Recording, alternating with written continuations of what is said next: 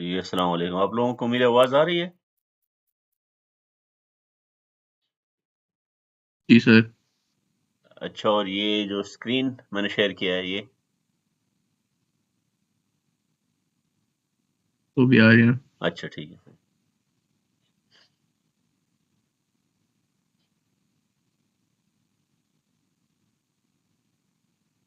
So we will start the lecture at 8:30 और आप में से जिसने कोई सवाल पूछना है सिर्फ वही अपना माइक ऑन किया करे ना, बाकी आप अपना माइक ऑफ किया करें, क्योंकि उससे फिर वो अननेसेसरी जो है ना वो आ जाती है इक्वल्स वगैरह।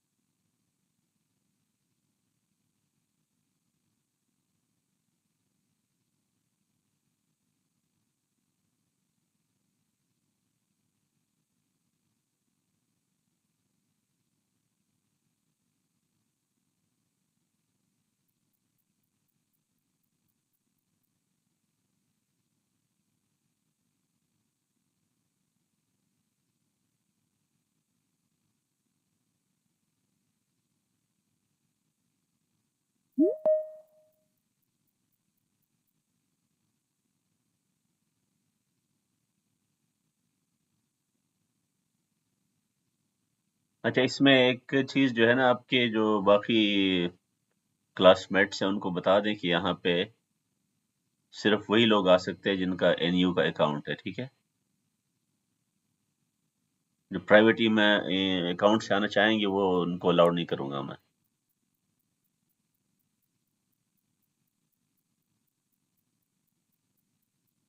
Okay, we can now begin, क्योंकि 8:30 हो गए हैं, तो बाकी लोग भी आ जाएंगे। तो अभी जो आज का जो लेक्चर है इसमें हम कोशिश करेंगे कि 3 चैप्टर्स जो है ना वो एक ही लेक्चर में मैंने प्लान किए हुए हैं, क्योंकि ये उस तरह से इसमें प्रॉब्लम्स या न्यूमेरिकल्स नहीं होंगे जिस तरह बाकी चैप्टर्स में हुआ है।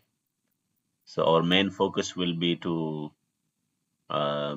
actually complete that thread which we started about kinematics and dynamics. So, mm, mm, मैं primarily अगर आपको याद होगा तो हमने kinematics कुछ चैप्टर्स में कवर किया है और कुछ चैप्टर्स में जो है ना फिर उसको हमने एक्सपेंड करके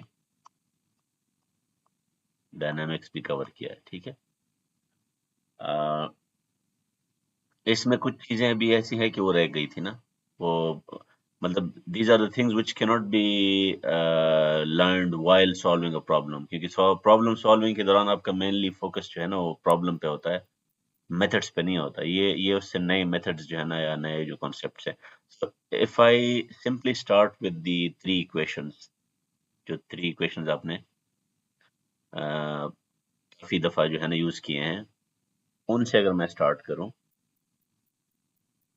so if I right the first equation और मैं लेट्स से लेफ्ट साइड पे मैं लिख दूं, सो this is now the first equation of kinematics, ठीक है? Delta we means change in velocity, and let's focus only on the component of velocity. One dimension motion है तो component of velocity. तो can you recall कि right side पे मैं क्या लिखूं फिर? Anybody?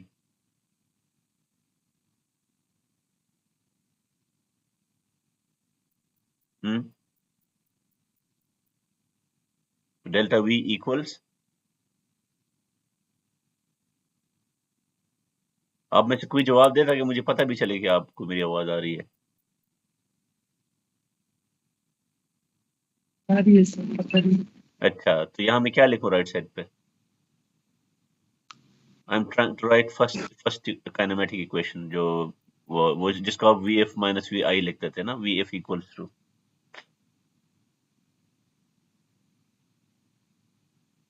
equals 80. या ए टी। अब ए टी नहीं होगा ना, यहाँ पे जब मैंने डेल्टा वी लिख दिया तो उधर भी डेल्टा टी होगा, ठीक है, क्योंकि चेंज इन टाइम है। When you say t, you assume that I start from zero, but yeah, you may not start from zero. अच्छा, अब ये है काइनेमेटिक का इक्वेशन, ठीक है। How can we turn this into a form which is closer to being a dynamic equation? इसके साथ मैं क्या करूं आपके ख्याल में कि डायनामिक्स के साथ क्लोज हो जाए ये इक्वेशन?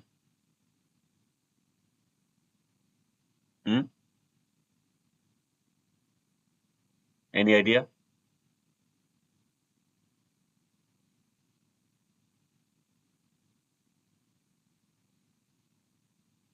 No sir. नहीं, देखो ना, अब सर सोचिए आप लोग इसमें ना, ए को एफ को एफ कर देंगे। ए को क्या करेंगे, दोबारा बताएं। सर सेकंड न्यूटन्स लॉ कि F is equals to M A होता है, तो हम Yeah, ए को exactly. So it means that I multiply both sides by m, right? I multiply both sides by m. तो यहाँ पे क्या हो जाएगा? m times delta v,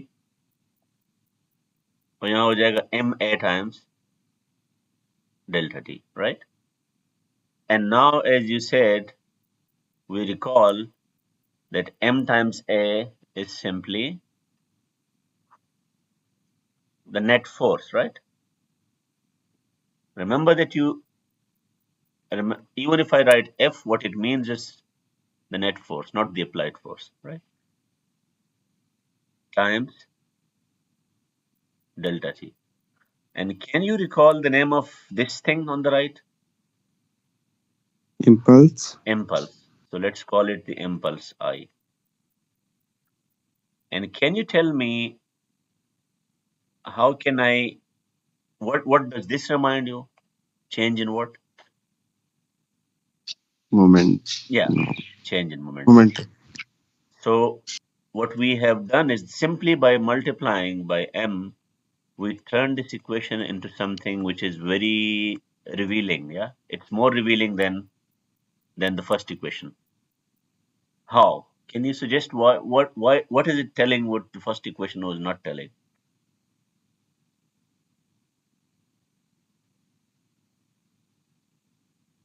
So on the right hand side, you have the impulse, okay? And on the left hand side, you have change in momentum. अच्छा, although we have an equal sign, यहाँ पे एक चीज बहुत जरूरी है, यहाँ पे भी equal sign था, ठीक है, और यहाँ पे भी equal sign था. Can you see the difference between these two equal signs?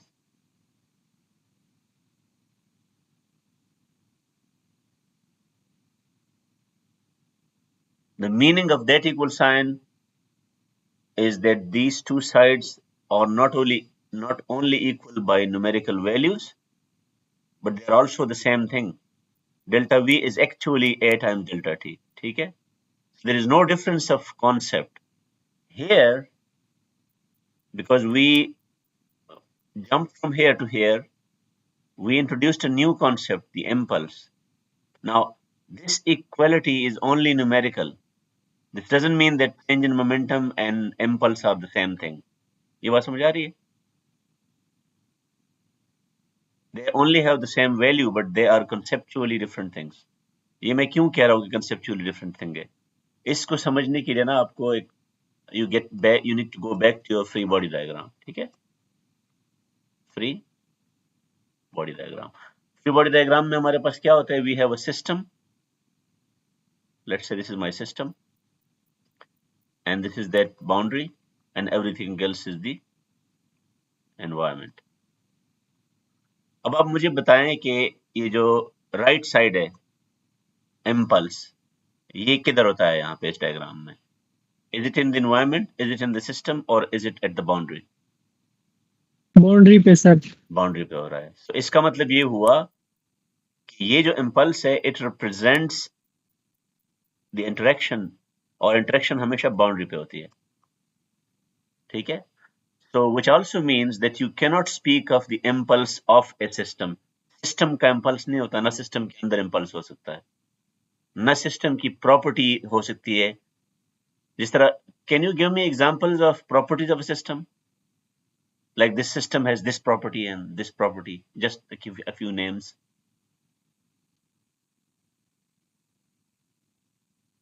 Sir mass होना चाहिए, वॉल्यूम होना चाहिए उसकी प्रॉपर्टी में।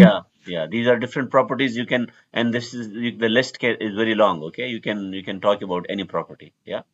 जिस तरह मोमेंटम भी एक प्रॉपर्टी है ना, मोमेंटम सिस्टम की प्रॉपर्टी होती है। वाई मास भी सिस्टम का है, वेलोसिटी भी सिस्टम की है। अब आपको समझ आ रही है कि left side, why is left side different from the right side as far as the concept is concern? Sir impulse boundary पे होता है, मैस एंड वेलोसिटी वो मतलब बॉडी की होती तो है, इसका मतलब ये हुआ इसलिए कि what this equation is now telling you is that an interaction at the boundary, yeah, is the cause, and what is the effect? Something in the system changes, and that thing is the momentum. So change system के अंदर आया है और interaction boundary पे हुई है, तो ये different चीजें हैं, ठीक है? And the fact, so it means that this equal sign is telling me something very profound. It is combining two conceptually different things into one equation, and that's why we call it the law. Newton law basically ये है, ठीक है? अच्छा, अब आपके जहन में एक क्वेश्चन आ सकता है कि मैंने तो आपको फर्स्ट लेक्चर में ये बताया था कि न्यूटन का जो ओरिजिनल लॉ है वो ये है कि चेंज इन मोमेंटम, जिसमें मास चेंज हो सकता है, ठीक है? जो न्यूटन लॉ की ओरिजिनल फॉर्मुलेशन है, the mass can change in that. But the way we derived this equation, we started from the first equation, then we multiplied by m, right? और यहाँ पे mass constant है, समझ आ गई? हमने कौन सा वाला फॉर्म यूज किया है? F equals ma वाला. So do you believe that this conclusion we have at the end is also limited? क्योंकि यहाँ पे तो हम mass को constant नहीं ले रहे हैं. So how do you fix this problem?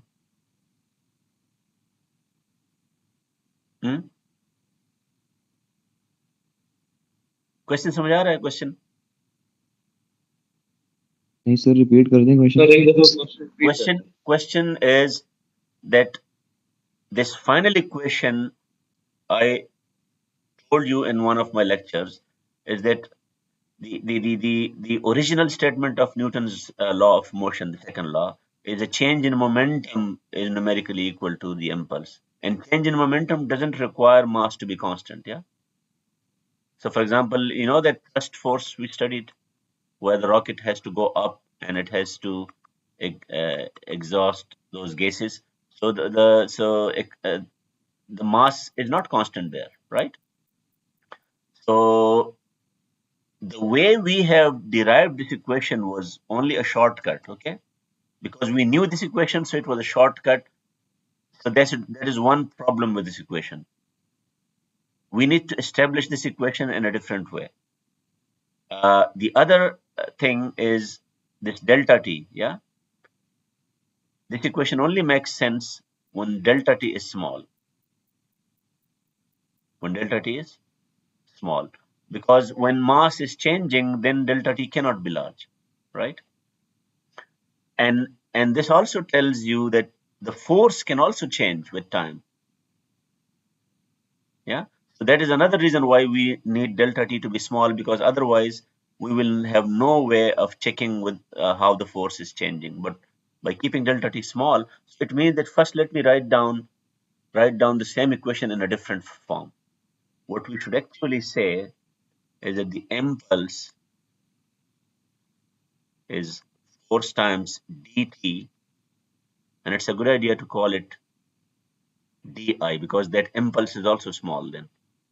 And then we should write dmv, right? Differential, just like you studied in calculus. Now this is the original form, yeah. And if you want to uh, describe this form, the Newton law for more for larger time intervals, because dt is very small. Let's say I want to go from ti to tf. How will this equation change from ti to tf? Can you suggest? I want to write the second law between these two time points. तो फिर इसको मैं कैसे change करूं? बताएं. MVF minus MVI, sir. Yeah, but then you are again assuming constant mass. I want to allow mass to change. Sir TF को minus TI से divide कर देंगे इसे. नहीं तो वो तो ऑलरेडी dt लिखा हुआ है ना मैंने. Basically, you have to integrate this equation on both sides, right? You integrate from ti to tf. तो अब बताएं लेफ्ट साइड पे क्या बन जाएगा? when I integrate right side वाला आसान है तो मैं पहले लिख देता हूँ. Integral from ti to tf f dt, yeah. And now this f can change with time, right? You don't need to restrict yourself to a constant force. और लेफ्ट साइड पे क्या होगा बताएं आप?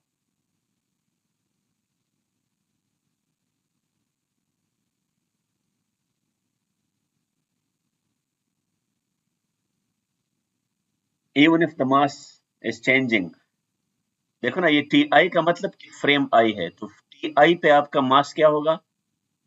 mi. और वो क्या होगा? Velocity vi. फ्रेम f पे क्या होगा? mf और vf. तो आप बताएं what minus what?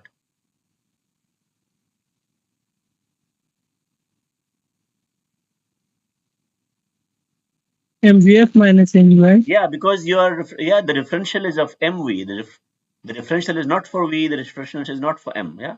So it's m, basically mv, the momentum, final momentum minus the initial momentum, yeah. And this should also remind you something from calculus. मसला calculus आपका ये है कि आप लोग कैलकुलस में x और y से बाहर नहीं जाते ना, कि जब तक x और y नहीं होंगे आप कैलकुलस नहीं करेंगे. So can you now tell me what is this dmv in calculus? How can I? Yes sir. Yeah. Product जो है इसमें अब फॉर्मूला इसको लिख लगेगा. दें, इसका वो एक्सपेंडेड फॉर्म लिख दें. dmv इक्वल्स V आएगा सर. mv नहीं आएगा ना, डिफरेंशियल है ये.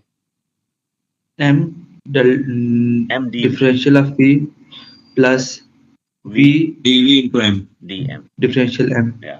प्राइम नहीं है यहाँ पे, कोई प्राइम नहीं है. प्राइम डेरिवेटिव होता है, ये डेरिवेटिव नहीं है, डिफरेंशियल है. ठीक है.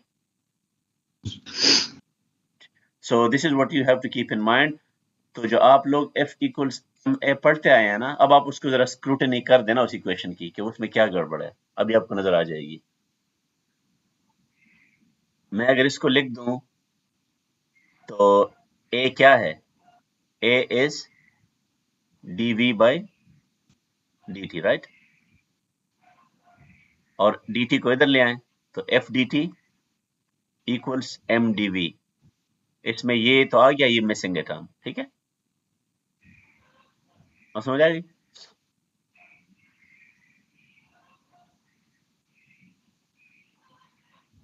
So basically you will if you want to derive this thing from scratch, you will always start from this equation. F equals d time derivative of mv, because this is what Newton experimentally verified. ये Newton का जो law है ना, ये ध्यान में रखे कि Newton did not derive this law mathematically. He derived it from experiments. And you can also verify this experimentally. If you can derive something experimentally, you have to take that as a starting point. So basically you have to work it backward, and then you will realize कि ये जो आपका है, ये जो original हमारा equation था, that was just a special case of it, ठीक है। तो let's summarise our conclusion from our discussion so far. Conclusion ये है कि let me just write the final form, that the impulse of force over time between two time moments is the change in momentum, right? Change in. And this also reminds something, that force alone cannot do anything. It has to act over some time. अगर आप उस force को time interval नहीं देंगे, ये कुछ नहीं कर सकता, ठीक है। तो अगर ये टी एफ और टी आई इक्वल हो जाए, ठीक है, so then no force, no matter how large, it cannot bring a change in momentum. तो ये मस्ट है कि टाइम इंटरवल नॉन जीरो हो, ठीक है। This is what you need to remember. Now let's try something else. Let's start. अब आप पहले मैं आपके जहन में क्वेश्चन डालता हूं, उसके बाद मैं उस तरफ जाऊंगा। यहाँ पे can you think about some other quantity related to force? मतलब हम ये कह सकते हैं कि फोर्स ओवर टाइम, ठीक है, ओवर टाइम, एक टाइम इंटरवल में फोर्स आप अप्लाई कर रहे हैं। What will be the quantity of interest if we don't look at time but we look at the position, और मेरे पास इसी तरह xi हो और xf हो, so then what kind of quantity related to force will be of our interest? Can you suggest?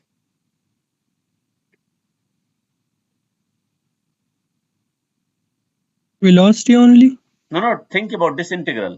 इस integral में हम क्या कर रहे हैं? हम कह रहे हैं कि फोर्स जीरो टाइम में कुछ नहीं कर सकता, ठीक है। So in order for force to be effective, it needs to be integrated over time. Force has to exist for a time interval, and when we integrate, इसका मतलब है कि force multiplied by delta t is what we need. We don't need just the force. तो अब यही time की जगह जब पोजीशन होगा, तो ये हम ये भी तो कह सकते हैं ना कि फोर्स जीरो डिस्प्लेसमेंट के साथ कुछ नहीं कर सकता। The force has to move, right. आप, मैं एक एग्जांपल दे रहा हूं ना, एक खिलाड़ी है, प्लेयर है फुटबॉल का, आप उसको पकड़ लें और उसको एक जगह पे रोक दें, वो हाथ पांव मारता रहेगा, वो he can not play football, right. in order to play football, he has to move with the football, ठीक है। या बैट्समैन है, बैट्समैन के हाथ आप बांध ले, वो शॉट कैसे मारेगा? तो अब आप बताएं कि यहाँ पे tell me another integral which replaces time with position and which So displacement. नहीं, आपको मेरी बात बिल्कुल नहीं समझ आ रही। डिस्प्लेसमेंट तो मैंने लिख दिया ना, x लिख दिया, x और xf minus xi। I am talking about force. जिस तरह फोर्स जब तक टाइम के साथ मल्टीप्लाई नहीं होगा, वो इफेक्टिव नहीं बन सकता, ठीक है। तो इसी तरह फोर्स 0.1 की पोजीशन पे डिस्प्लेसमेंट अगर आप अलाउ ना करें, तो फोर्स इफेक्टिव हो सकता है? नहीं हो सकता ना। नहीं हो सकता सर। तो इसका मतलब यह है कि फोर्स को कहां करना पड़ेगा इंटीग्रेट? आपको नजर आ रही है x x? Yes. We also need to integrate force over position. Yes, x side x. In order for force to be effective. Otherwise force कुछ नहीं कर सकता एक पॉइंट पे। फोर्स की वैल्यू नॉन जीरो हो सकती है, लेकिन वो it cannot give me something just like it did it in that equation. ये बात समझ आ रही है? Yes. So I will now do something to along this line. Actually we don't need anything, okay, we can just start something, right? So let's see. लेकिन मैं चाहता हूं कि आप उसका पहले सिंपल वर्जन लिख दे, इसमें बाद में आ जाता हूं। Can you recall Sir, work अब वर्क की तरफ हम जा रहे हैं ना, अब वर्क पहले ना बोले, because actually what I am telling you कि जिस तरह ये impulse suddenly came to our attention the moment we discussed the problem in a certain way, this integral will just pop up automatically. You don't need to know it. Yeah, you don't need to know this integral. So अब आप बताएं कि third equation बताएं kinematics का.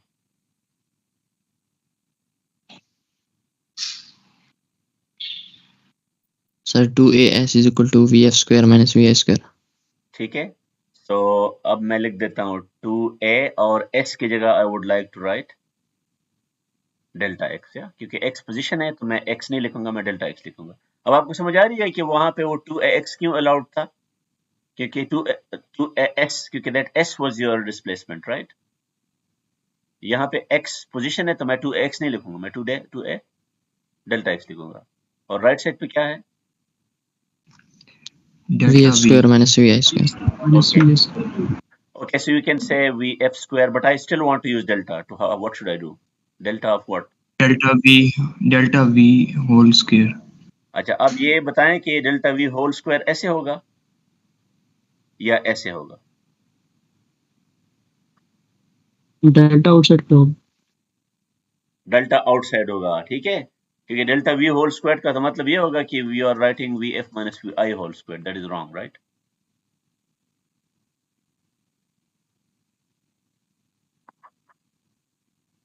That's wrong. This is also wrong. Yes, sir.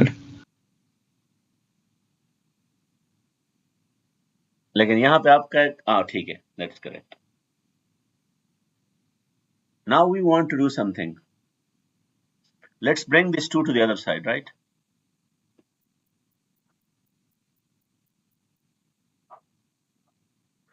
And we do the same trick. This equation is for kinematics, right? And we want to do something so that it can be converted to an equation for dynamics, right?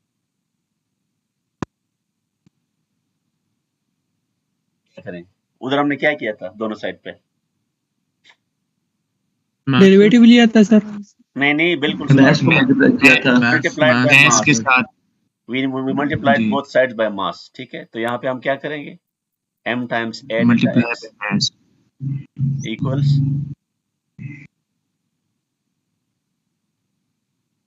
अच्छा, just give me a second. ठीक है, ये मैं वो on किया था pump, तो वो मैं बंद करना है.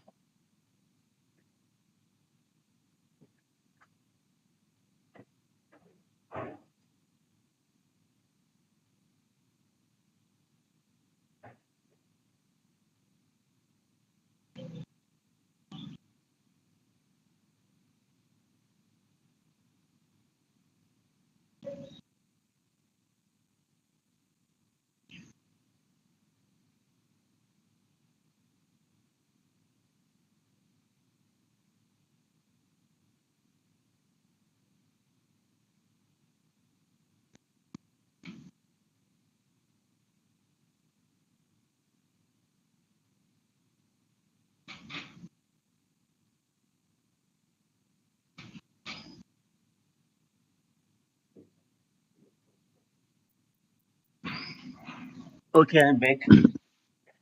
सो अब आप ये बताएं कि लेफ्ट साइड पे वही उसी तरह हमने दो चीजों में इसको वो करना है कि this thing reminds you that this is equal to f times delta x, and let me write this f times delta x on the right. okay, क्योंकि उधर भी राइट साइड पे हमने इफेक्ट कॉज लिखा था और लेफ्ट साइड पे effect लिखा था. तो ये जो चीज लेफ्ट साइड पे चली जाएगी, it will be half. And if we again assume mass to be constant, तो क्या हो जाएगा?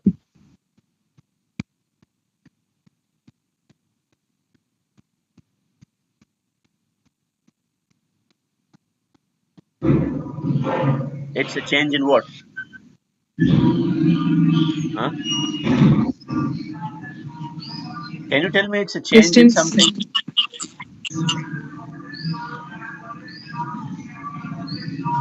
ये बंद करिए, जिसका भी है ना, ये माइक बंद करे अपना, ठीक है? So can you suggest के जिस तरह वहां पे हमने डेल्टा एम वी लिखा था, यहाँ पे हम क्या लिखेंगे? Delta what? इसको देखिए, mv kinetic energy का या हाफ mv स्क्वायर्ड, क्योंकि m कांस्टेंट है। वो अलग बात है m कांस्टेंट ना भी हो तो ये हमें ओरिजिनल से मिल जाना था, ठीक है, लेकिन इसमें m कांस्टेंट है, ठीक है, क्योंकि यहाँ पे हमें वो चाहिए। तो अब आप एक चीज नोट करें, you got an equation of the exact same form. उस इक्वेशन में क्या खास बात थी कि राइट साइड पे was something at the boundary, right? There was an interaction at the boundary, ठीक है, and left side पे क्या था, some property of the system changed, right? तो यहाँ पे क्या है, अब वही चीज आपको आ रही है, राइट साइड पे क्या है, it is a form of interaction, right? But this time you look at position rather than time, and you can now give it a new name. जिस तरह उसका आपने impulse कहा था, तो इसको आप basically क्या कह दें, work कह दें, ठीक है। So you are forced to give a new name to this type, because this is a different type of interaction. If that interaction was called impulse, you cannot call this impulse because this is different. Yeah, this has different units. So work, you don't need to know work. Work just has to pop up as a new quantity, and every new quantity needs a name, right? अच्छा, अब मुझे बताओ, आपको half mv squared का पता ना भी हो, so you have seen it now. We didn't pretend that we know kinetic energy, right? Do you need to know kinetic energy to derive this equation? Tell me. The way we have done it. no We just started from third law of motion. From third law, ठीक है? Not third law of motion, third equation of kinematics. So इसका मतलब ये है कि यहाँ पे you have a new quantity and you can now give it a name. So it's kinetic energy. Yeah, we don't need to rename it. It has already been named by physicists. Yeah? और वही logic यहाँ पे भी चलेगा कि you have a system, you have a boundary, you have the environment. तो ये work कहाँ पे पॉसिबल है, वर्क डिफाइन कहाँ पे होता है, बताएं। बाउंड्री पर। बाउंड्री पर। सिस्टम का वर्क नहीं होता, so never, you should not से this much work is saved in the system, or the system has this work, क्योंकि work is not a property of a system. तो अब हमारे पास दो चीजें आ गई, impulse, work, ठीक है, और फोर्स, ये तीनों चीजें कहाँ पे एग्जिस्ट करती है और कहाँ पे डिफाइनेबल है, बाउंड्री पे। So this is why they actually represent interactions, right? और interaction हमेशा दो चीजों के दरमियान होती है। Interaction, you cannot have an interaction of one particle with itself, ठीक है? And now we need to make this precise because this delta needs to be small, yeah? So let's write it down in a differential form. So what will be the differential form? dw, yeah, f dx, right? और यहाँ पे क्या होगा, d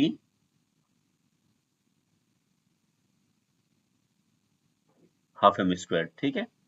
And again, if I want to see this equation over the position axis from frame I to frame x, frame f, initial to final, so then how should I change this? Tell me.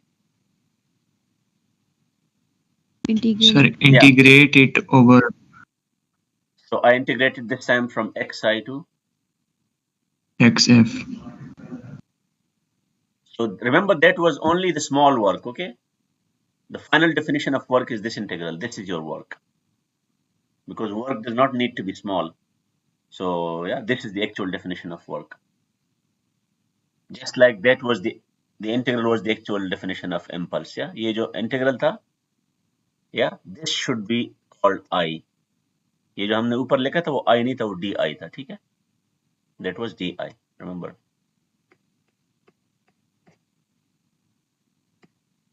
So work equals the integral of force over x. This is now the definition. You don't need to prove it because this is how you define work. And on the left hand side, you have change in, or maybe instead of writing this as a change, let's write it specifically as if we simply call it, if you call this KE, kinetic energy, right? So I can say KEF, right? Minus KE I, change in kinetic energy. So we can now, and this is actually, there is even a theorem related to this equation. This is called a work energy theorem. Because what it says is that work, because we know work is an interaction, so work causes a change in kinetic energy. ठीक है? Of course इस equation में assumptions है वो आपको बतानी पड़ेगी कि इस equation हर जगह valid नहीं है. So can you suggest a situation where this will not be valid?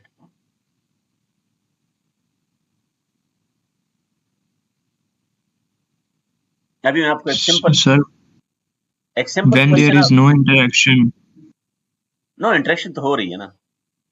आपसे मैं अभी जी क्वेश्चन पूछता हूँ, अभी पता चल जाएगा कि इसका क्या मसला है इस इक्वेशन का. ठीक है, लेट्स से this is a road and you start walking. ठीक है, you start walking and you walk at constant velocity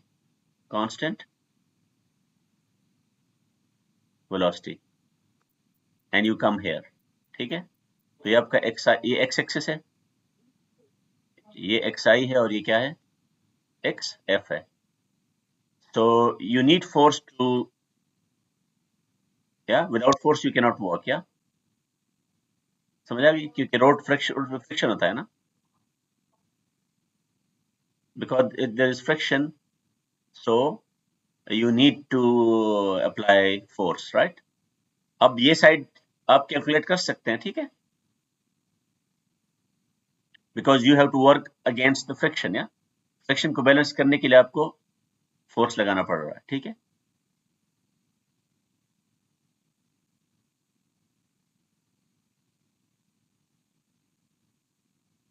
लेकिन यहाँ पे काइनेटिक एनर्जी आपकी क्या है, चेंज जीरो हो जाएगी सर. हाँ, तो आपका वर्क तो आपने किया है, आप तो ये नहीं कह सकते कि मैंने वर्क नहीं किया. तो वर्क कहाँ गया है वो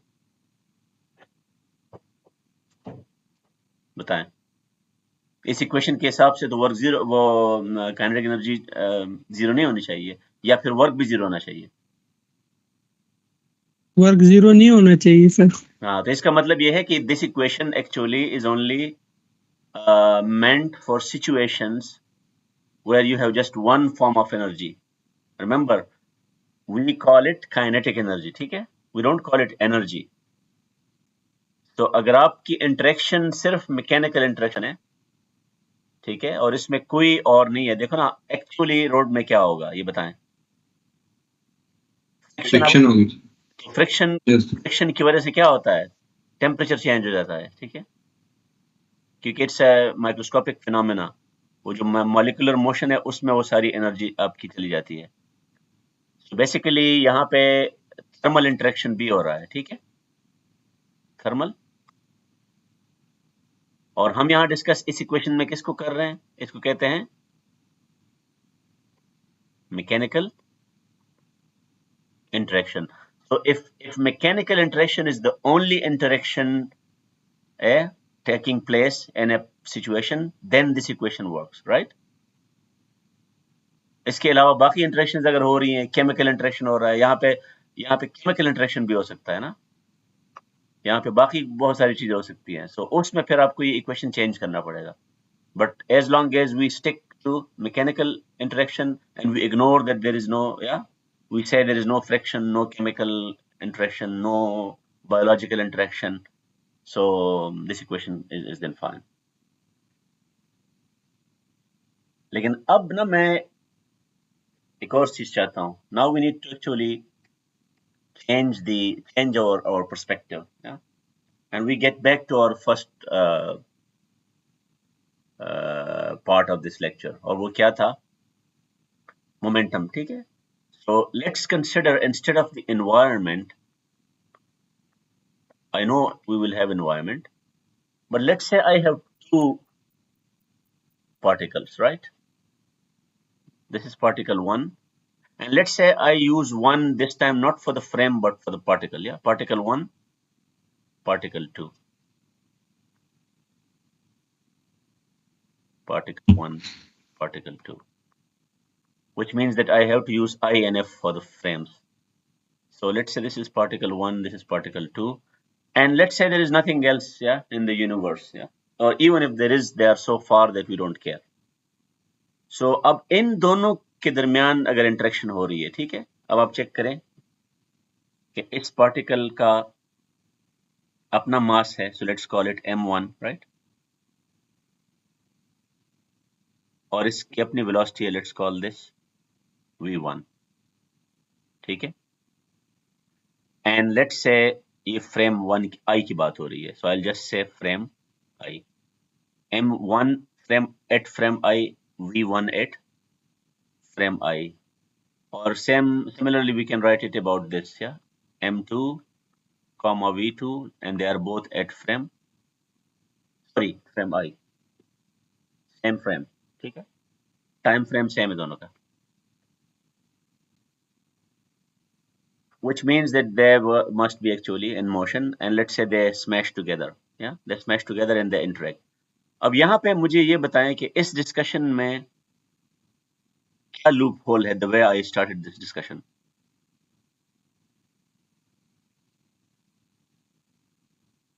if I want to write those equations, equation क्या था हमारे पास, आपको याद है, integral force times delta T, right, equals delta 1 और 2 mv स्क्वायर. या सो लेट्स से, बल्कि एक काम कर लेते हैं ना, इससे पहले मैं उसका दूसरा फ्रेम भी लिख देता हूँ, ठीक है. सो लेट्स से फ्रेम ये स्मैश करते हैं और इंटरेक्शन के बाद क्या होता है, now let's say they get closer and just after the interaction, yeah, just after the interaction ये आ जाता है m1 v1 फ्रेम f और ये आ जाता है m2 v2 frame f, right, और यहाँ पे ये उसके बाद बात हो रही है, तो हो सकता है ये किक हुआ हो, ये स्लो हुआ हो, जो भी हुआ है. और now I want to describe this situation, right, by this equation, sorry. तो इसमें हम फंस जाएंगे अभी, ठीक है, अब आपने बताना है कि हम कैसे फंसते हैं. So I will write Ti, Tf, force, और क्या हो जाएगा ये, चेंज इन मोमेंटम. अब बताएं इस इक्वेशन को अप्लाई करने के लिए हम यहाँ पे इक्वेशन डायरेक्टली अप्लाई क्यों नहीं कर सकते, क्या गड़बड़ हमने की है?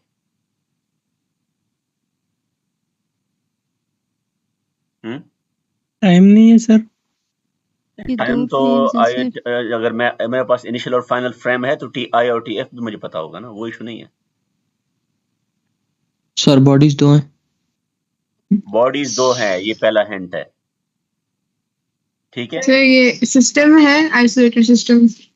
नहीं तो we have not yet defined our system, समझ आ गई क्यों मैं पूछ रहा हूं? इस डायग्राम को ड्रॉ करने में कोई मसला नहीं है, मेरे पास ये एक बॉडी है, दूसरी है, आई डोंट केयर कि मैं किसको सिस्टम कह रहा हूं, but once I write this equation, इस इक्वेशन में क्या है, फोर्स है, और फोर्स कहां पे डिफाइंड होता है, बाउंड्री पे. तो बाउंड्री के लिए सिस्टम और एनवायरनमेंट आपने पहले डिफाइन किया होगा, तो ये इंटीग्रल आप लिखेंगे ना, ये मसला है. So the issue is with the concept of force, समझ आ गई? We don't have any issue on this side, ठीक है, क्योंकि मास और वेलोसिटी तो किसी जगह पे भी डिफाइन कर सकते हैं अपना. तो अब आप बताएं हमें क्या करना पड़ेगा, we need to define our system, right. So let's do it in 2 ways, yeah. Let's say we call this as our system, this one, ठीक है. फिर ये आपका जो पार्टिकल 1 है क्या हो जाएगा, ये आपका एनवायरनमेंट में आ जाएगा, ठीक है. and if you call particle 1 as your system, then particle 2 will become the environment.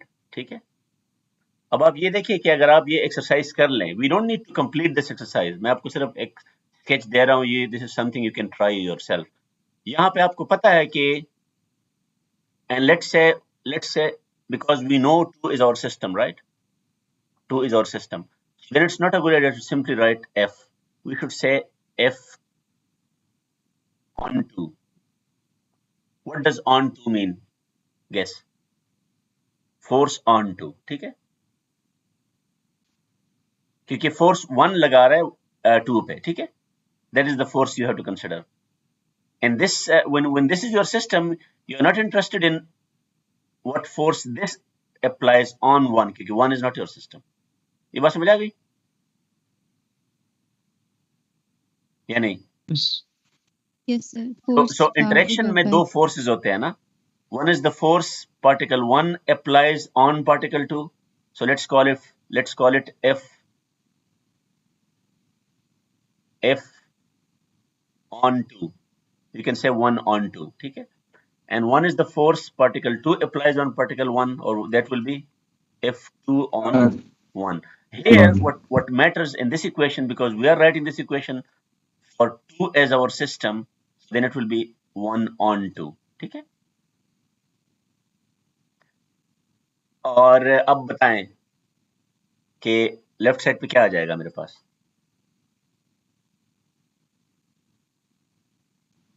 क्योंकि M2 हमारा सिस्टम है ना, MVF minus M2V2 final minus M1 no M1 हमारा सिस्टम नहीं है, M1 को भूल जाए. yes sir. M2V2 I. ठीक है, और ये इंटीग्रल आ गया. ठीक है, अब आप एक काम करें, अब आप यही एक्सरसाइज दोबारा करें, but this time declare 1 as your system. ठीक है, and because you know the game, so अब आप मुझे फाइनल इंटीग्रल बताए without deriving anything. So अब ये जब 1 सिस्टम होगा तो फिर ये क्या होगा लेफ्ट साइड पे? M1V2 M1V1F minus M1 V1I. और यहाँ पे क्या होगा? Integral two on one. Yes, on 1 आ जाएगा. अब आपको गेम समझ आ रही है. ठीक है, अब आप बताएं, हमें तो इस इंटीग्रल को लिखते हुए f का किसी ने नहीं बताया ना. आपको नॉर्मली फोर्स दिया होता है, ठीक है, फोर्स दिया होता है ना. Yes. यहाँ पे तो किसी ने हमें फोर्स Yes. का नहीं बताया. हमें सिर्फ ये पता है कि ये M1 है, ये M2 है, ये V1 है, ये V2 है, और ये I है, और ये F है. बताएं ये फोर्सेस कहाँ से आएंगे, ये बताएं जरा.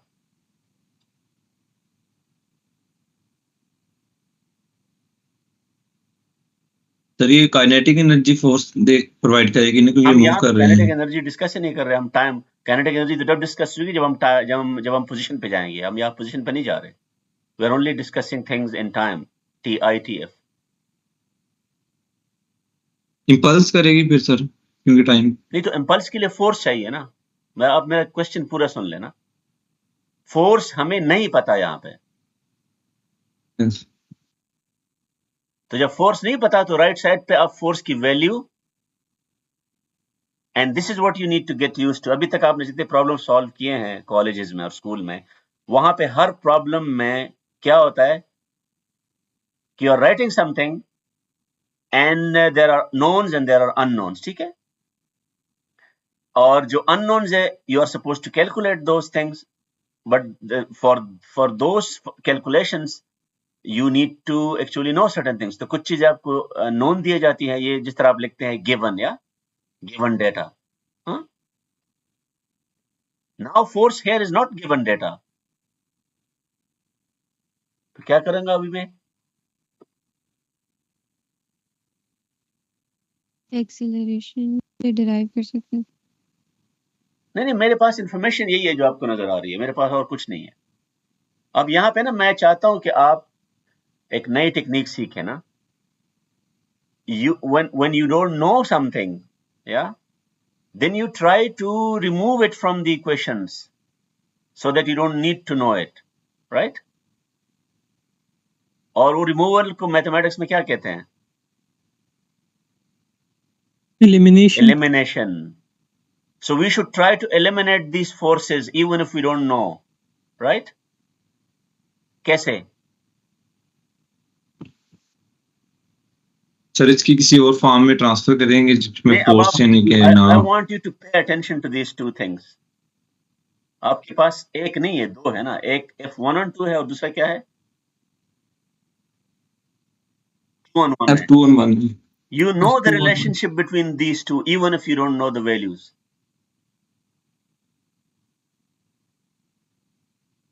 सर ये दोनों बराबर होंगे लेकिन हाँ, ऑपोजिट साइड में होंगे. समझ आएगा? Yes sir, opposite. यस दोनों इक्वल कर देंगे. आप बेसिकली आपको यहाँ पे न्यूटन का थर्ड लॉ चाहिए. न्यूटन थर्ड लॉ, और थर्ड लॉ क्या कहता है कि F1 on F2, F1 on 2 and F2 on 1, if you add the two, you must get 0, right? So basically this is how you eliminate these equations. ठीक है, तो ये जब आप eliminate करेंगे तो आपके पास जो फाइनल इक्वेशन बन जाएगी वो चेक करें वो क्या होगी, वो ये होगी कि, and I'm skipping many of the steps, yeah, that is something you can do yourself. So M1V1 I, M2V2 I, ठीक है, and I add the two. And you can try this at home, right? ये मैंने आपको hint दे दिया है.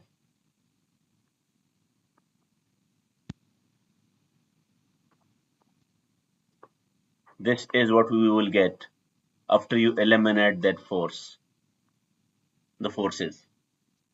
What does it tell you now? Sir ये total momentum before और after same होगा, सेम हो गया, इक्वल होता है. Conservation of momentum. नहीं, लिख Yes. तो दिया है हमने, मैथ कर दिया. There is nothing wrong in our math, okay? Nothing is wrong in the math. But physics is not so kind, okay? Physics will now ask a difficult question. ठीक है, क्योंकि आपने एक इक्वेशन में आपका पार्टिकल 1 आपका सिस्टम था, दूसरे में पार्टिकल 2 सिस्टम था, राइट? ठीक है, Yes. and that's why you had to include the Yes. force as interaction even if you didn't know it. पता ना भी था, लिखना पड़ा क्योंकि बाउंड्री चाहिए. अब जो आपने इक्वेशन लिखी है लेफ्ट साइड पे क्या है? Initial momentum of both particles, right? ठीक है, और राइट साइड Yes. पे क्या है? Final momentum of both particles. तो आपने सडनली इस इक्वेशन में अपना सिस्टम चेंज कर दिया, ठीक है, विदाउट रियलाइजिंग. बात समझ आ रही है या नहीं?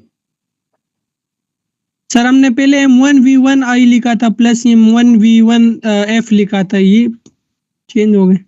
नहीं, मैं ये कह रहा हूं ना कि जब आपने थोड़ी, किसी ने मेरे ख्याल में वो वर्ड भी यूज किया था, इसको हम क्या कहते हैं? Law of conservation of momentum. Conservation of momentum, ठीक है. अच्छा, ट्राई टू रिकॉल, मैं जब आपको इम्पल्स का और वर्क का बता रहा था तो आई स्ट्रिक्टली सेड कि you can only speak of an impulse and work at the boundary, ठीक है. तो इसी तरह ये जो लॉ आपने लिखा हुआ है, law of conservation of momentum, आप इसको क्यों कह रहे हैं? क्योंकि आपने ये इनिशियल मोमेंटम दोनों का एक साइड पे लिख दिया है, तो आपने सिस्टम चेंज कर दिया. अब पार्टिकल 1 आपका सिस्टम नहीं रहा, ना पार्टिकल 2 आपका सिस्टम रहा. अब आपका सिस्टम क्या है बताएं इस इक्वेशन में, जब आप इसको law of conservation of momentum कह रहे हैं? अब आपने sir the whole environment, particle 1 और पार्टिकल 2 को आपने एक सिस्टम कह दिया है. उसके बगैर ये लॉ आप नहीं कह सकते इसको. Think about it. You need to understand this point before we can continue, yeah? आप इसको लॉ क्यों कह रहे हैं? क्योंकि आपने दोनों का मोमेंटम ऐड किया हुआ है, फ्रेम I पे और फिर फ्रेम 2 पे. अगर आप अलग अलग करें फिर तो लॉ ऑफ कंजर्वेशन मोमेंटम नहीं है. लॉ ऑफ कंजर्व किसका कर रहा है? दोनों का. एक अलग अलग का नहीं कर रहा. क्योंकि देखो ना, पार्टिकल 1 का मोमेंटम चेंज हो रहा है, 2 का भी चेंज हो रहा है, तो कंजर्वेशन उसको तो नहीं कहते। कंजर्वेशन हम इसको क्यों कह रहे हैं? Tell me. क्योंकि सर ये दोनों भी एक क्योंकि वी आर हो नाउ गए। Without realising, without even telling, without even knowing कि by calling it law of conservation of momentum, we have changed our system, right? But we have done that anyway. जब आपने force को eliminate किया, देखो ना, आपने force को eliminate कर दिया ना, फोर्सेस को। तो फोर्सेस कहाँ पे होती है? बाउंड्री पे। तो आपने बेसिकली बाउंड्री भी एलिमिनेट कर दी ना। तो बाउंड्री कब एलिमिनेट होती है? हाँ? तो जब सिस्टम चेंज हो जाए, आपने बाउंड्री खत्म नहीं कर दिया, आपने उसको, जिस तरह पाकिस्तान और जो है ना इंडिया कह दे कि कल से हम एक मुल्क होंगे, तो बाउंड्री तो नहीं रहेगी ना फिर। But that's not a good example, क्योंकि दैट्स अ फिजिकल बाउंड्री, ठीक है। यहाँ पे हमारी बाउंड्री एब्स्ट्रैक्ट है, ठीक होगी बात। तो इससे हमने लेसन क्या लर्न किया कि हमारे पास ये जो लैंग्वेज है ना मोमेंटम का नहीं, सॉरी, इम्पल्स का, और ये मैं लिख देता हूं, फोर्स, इम्पल्स और वर्क, ये हमें तब सीरियस लेने चाहिए जब हमारा सिस्टम ऐसे हो कि बाउंड्री भी हो उसके साथ और बाउंड्री पे हो रही हो। अगर हमने सिस्टम को, अभी थोड़ी देर पहले किसी ने एक और वर्ड यूज किया था, isolated, right?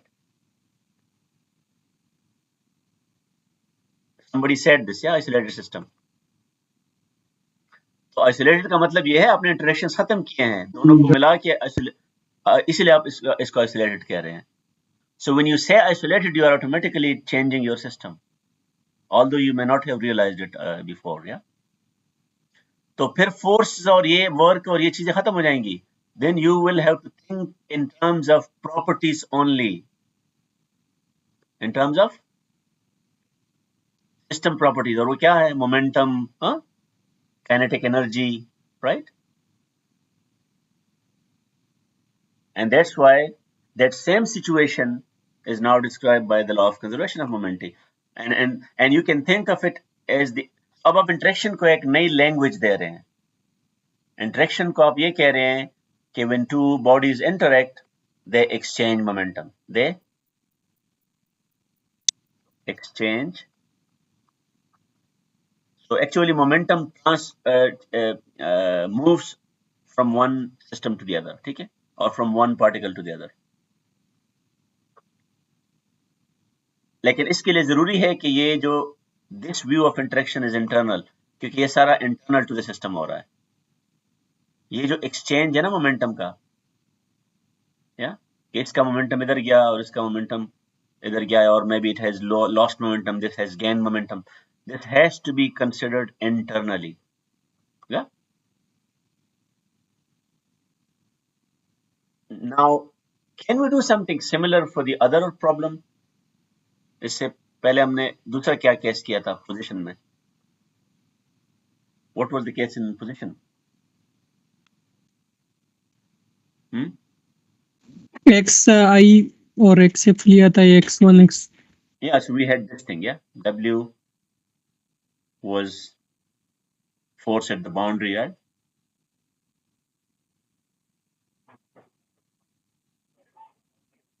And this was KE, F minus KE, I. We will have a similar discussion about another problem. And पहले से मैं आपको बता रहा हूं कि उसमें भी इस तरह के दो सिस्टम्स होंगे, ठीक है, दो सिस्टम्स होंगे, एक बाउंड्री में होगा, एक एनवायरनमेंट में होगा, दूसरा सिस्टम होगा, and then we will eliminate the forces and somehow you will get something new, ठीक है। तो but for that we need to consider a different system. So let's consider the earth and an object raised above the earth to some height, ठीक है। तो let's say हमारे पास ये आपका अर्थ पे हम कोऑर्डिनेट सिस्टम बना लेते हैं, ये x है, ये y है, लेट्स से y इज अपवर्ड, ठीक है, और ये आपका y, but let's go deal with it this way. Let's call this yi and let's call this yf, ठीक है, समझ आ गई?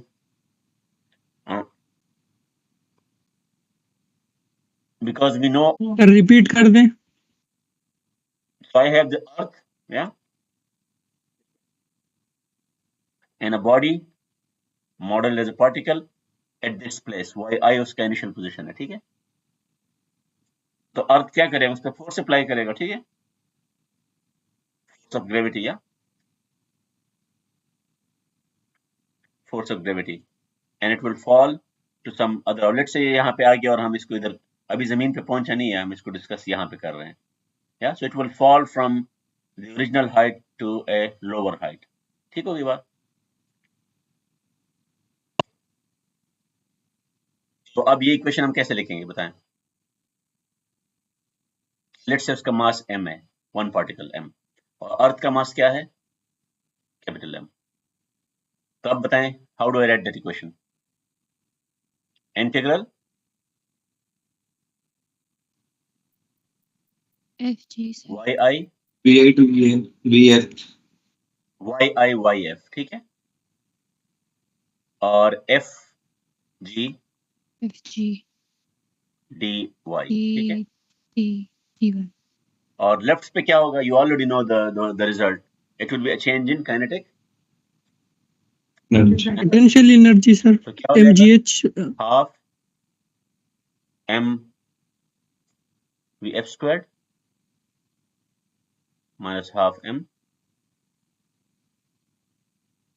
vi स्क्वायर्ड, ठीक। सर हाइट में पोटेंशियल एनर्जी डिस्कस नहीं करते? अभी उस तरफ आना है ना, अभी इस टाइम पे I don't need potential energy, क्योंकि I have used an equation which you know is correct. मैंने कौन सा इक्वेशन यूज किया है, जो अभी थोड़ी देर पहले हमने डिराइव किया है, ठीक है। Yes sir. उस इक्वेशन के लिए आपको सिर्फ रिकॉल करना चाहिए कंडीशन। क्या कंडीशन है कि you can only have mechanical interaction, तो यहाँ पे एयर रेजिस्टेंस आप इग्नोर करेंगे या ड्रैग इग्नोर करेंगे, ठीक है। थर्मल इंटरेक्शन वो तो हम सारे इग्नोर कर रहे हैं ना, तो we don't need potential energy है, ठीक है। अब देखो ना, आपने ऑलरेडी उस चीज को हिट किया है जिसकी तरफ मैं जाना चाह रहा था। जिस तरह मोमेंटम के लिए क्या ये आपने नोट किया ना कि हमने फोर्स को जब एलिमिनेट किया और एवरीथिंग वाज अबाउट मोमेंटम, उसके लिए हमें सिस्टम चेंज करना पड़ा था ना, ठीक है। Yes sir. तो यहाँ पे भी आप इस टाइम पे you can only speak of one kind of energy, और वो कौन सी है in this system? Kinetic energy. या क्योंकि मेरा सिस्टम कौन सा है, ये सिस्टम मेरा वो ऑब्जेक्ट है जो ऊपर से नीचे आ रहा है। अर्थ मेरा सिस्टम नहीं है, अर्थ एनवायरमेंट में है। अर्थ कहाँ पे है? एनवायरमेंट में, ठीक है। तो यहाँ पोटेंशियल एनर्जी अभी अगर आपके जहन में है भी, मैं आपको एक बात बता देता हूँ ना, let me just right that down, क्योंकि अभी हम उस तरफ जा रहे हैं एनीवे। पोटेंशियल एनर्जी का क्या फार्मूला है बताएं, मैं लिख देता हूँ इधर, mgh, और इस h में यहाँ पे h क्या होगा, ये होगा, ठीक है। यहाँ से हम ये h लेंगे, ठीक है, जो पोटेंशियल एनर्जी, बल्कि नहीं, सॉरी आप ये नहीं करेंगे, आप ये कहेंगे कि नहीं, वो मैं चेंज लिख रहा था ना कि mgyi will be the potential energy at frame i, ठीक है, और mgyf will be the potential energy at frame f, right. अब इसमें मैं बताता हूँ गड़बड़ क्या है। आप इधर देखें, हाफ mv स्क्वायर पे जरा गौर करें। m किसका है, किस सिस्टम का है? सर ये जो आपने बनाया हुआ है, ये जो पार्टिकल है। यस सर, पार्टिकल का। और v किसका है?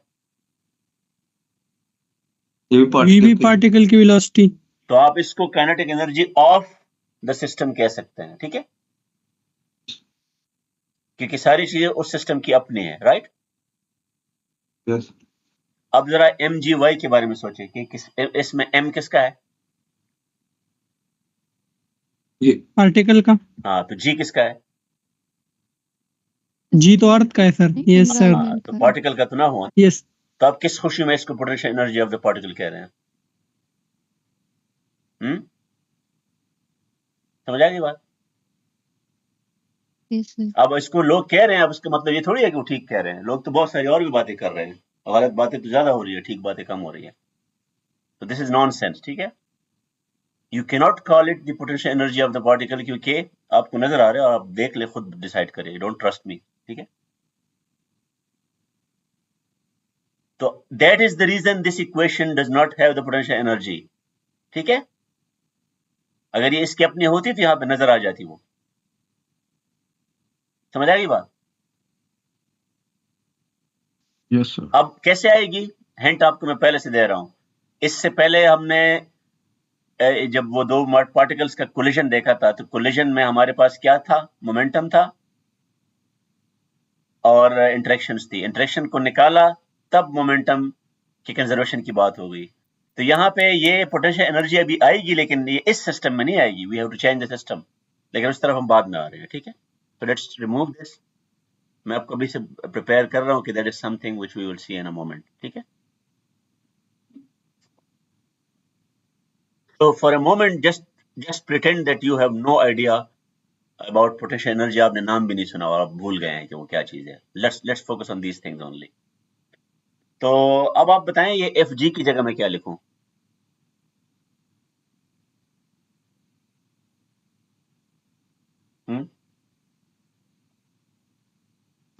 mg एफ पार्टिकल ऑन जी। नहीं तो अब यहाँ पे आपको पता है ना, ये वो नहीं पता था, ये तो आपको पता है। ये फोर्स कहाँ से आ रहा है? अर्थ से आ रहा है ना, तो अर्थ का फोर्स क्या होता है, यू नो इट? Gravitation. हाँ तो Gravitation VMM. नहीं तो नहीं, फोर्स, आपने फोर्स का नाम बताना sir है। weight हाँ तो weight क्या है, एक्सप्रेशन क्या है उसका? m times mg mg mg हो गया ना।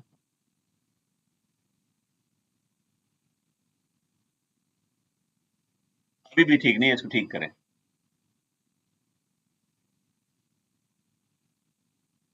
इसमें क्या गलत है? सर जी बाहर निकल जाएगा इंटीग्रेशन से। नहीं वो तो उससे गलत तो नहीं हुआ ना, ये बाहर या अंदर, दोनों जगह ठीक होगा। गलती इसमें दूसरी है, वो क्या है? Mass हम अर्थ का लेंगे। सर डेल m होगा नहीं mg ठीक है, mg का साइन गलत है ना, y ऊपर है ना, Capital y। M. Yes sir negative आएगा ये सर। आप हर दफा भूल जाते हैं ना, मसला ये है आपका। Yes sir. फोर्स डाउनवर्ड है आपका, these coordinate systems must not be ignored, they decide the plus and the minus, ठीक है? तो ये माइनस होगा कि हमारा y पॉजिटिव तब होगा जब ऊपर की तरफ फोर्स होता तो अब देखें ना, ये dy भी ऊपर की तरफ होगा ना, y dy, ठीक है? अच्छा अब इसको जरा इंटीग्रेट कर के बता देना क्या मिल जाता है, राइट साइड पे क्या मिल जाता है हमारे पास? माइनस mg बाहर आ जाएगा, ठीक है? और अंदर क्या रहेगा? yf minus, right?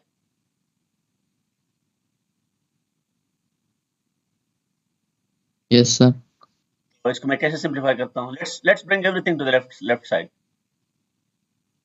बल्कि आप इसको रीअरेंज कर सकते हैं। Let me do it again, I will now write it in a form which you will recognise. Sir ये इंटीग्रेशन की समझ नहीं आई, minus M G Y F minus Y ये जो कि कांस्टेंट बाहर आ जाएगा तो इंटीग्रल dy क्या होता है? इंटीग्रल dy y नहीं होता। यस सर अब यस सर होता है। आपको इसलिए समझ नहीं आ रही है कि आपने सारी जिंदगी x लिखा है और यहाँ पे y नजर आ गया, तो y से आपको प्रॉब्लम होने लगी है। सही समझ आ गई सर मुझे। ठीक है, okay, let's rearrange this, okay? What I can do is half mvf squared, और यहाँ पे जो f है इसके साथ माइनस है रहे, ठीक है? और लेट्स से ये f mgyf मैं उस तरफ ले जाता हूँ तो उधर प्लस हो जाएगा, राइट? ठीक है, और ये mgyi के साथ प्लस होगा क्योंकि minus minus is plus, right? और ये मैं दूसरी तरफ ले जाता हूँ, ठीक है? अब इसी क्वेश्चन को और से देखिए, ये क्या बता रही है? It is telling something else.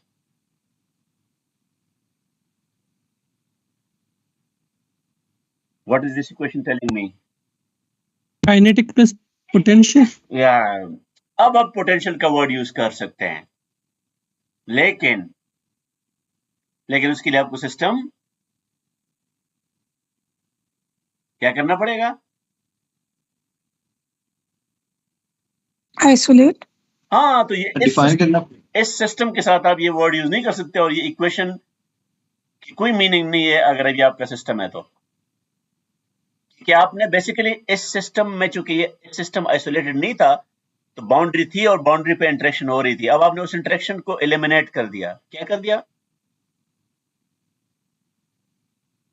आपने इंटरेक्शन को एलिमिनेट कर दिया. ये समझ आ गई बात? कि वो सर क्या अब अर्थ और जो पार्टिकल है वो एक ही सिस्टम बन गए? हाँ, अब वो एक सिस्टम होगा, तब आप ये इसको मीनिंग दे सकते हैं. ये वही गेम है जिस तरह पहले हुआ था. तो आप अपना सिस्टम चेंज करें. सिस्टम क्या है आपका? Earth plus the body. और आप इस पे थोड़ा सा सोचे. I want you to think about it. When we were in that problem, हमने जब फोर्स को एलिमिनेट किया, बाउंड्री को, तो जितनी भी इंटरेक्शन हो रही थी वो सिस्टम के अंदर हो रही थी. ठीक है? That is why we never needed force और momentum, sorry impulse, and we only needed momentum to describe it. ठीक है? तो यहां पे क्या है, जो इंटरेक्शन है ग्रेविटेशनल, वो आपने खत्म कर दी क्योंकि आपने बाउंड्री चेंज कर दी. तो अब वो इंटरेक्शन अगर हो भी रही है, वो सिस्टम के अंदर हो रही है. कहां हो रही है? सिस्टम के अंदर हो रही है. So you do not need to speak about they, जिसको आप वर्क कह रहे थे वो वर्क निकल गया. There is no work now. तो वर्क के लिए क्या जरूरी है? वर्क कहलाने के लिए, in order to be to qualify as work, you need a boundary. Sir boundary तो जरूरी है. बाउंड्री तो आपने खत्म कर दी, तो अब वर्क वर्ड आप यूज ही नहीं कर सकते. तो उस वर्क की जगह क्या चीज आ गई आपके पास? Energy. Potential energy. Potential energy जी. चेंज इन पोटेंशियल एनर्जी आ गई बेसिकली. तो अब आप बेसिकली एक ही मैथमेटिकल क्वांटिटी को, रिमेंबर इंटीग्रल एक ही है. ठीक है? इंटीग्रल तो एक ही है ना. Mathematically you have the same quantity, लेकिन उसकी मीनिंग चेंज हो जाती है. You will call it work in the first case, but when you change the system, that same integral will become a change in potential energy, and the potential energy itself is allowed only in this new system. तो अब potential energy की आप मुझे definition बता दे. definition क्या है? यहां से जो definition हम derive कर सकते हैं वो नहीं जो आपने सीखी है. How do we define potential energy?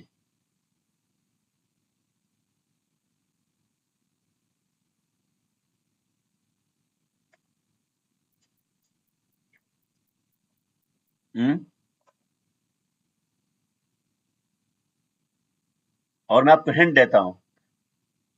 Kinetic energy आसान है समझना, क्योंकि word kinetic tells everything. Kinetic means motion, या सो एनर्जी ऑफ मोशन. ठीक है? तो पोटेंशियल एनर्जी में पोटेंशियल आपको कुछ नहीं बता रहा.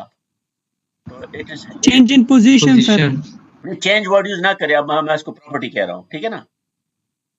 चेंज तो खत्म होगी, मैं इसको एक साइड पे ले आया हूं ना.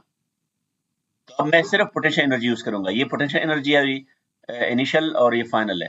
तो एनर्जी ऑफ व्हाट, ये बताएं आप.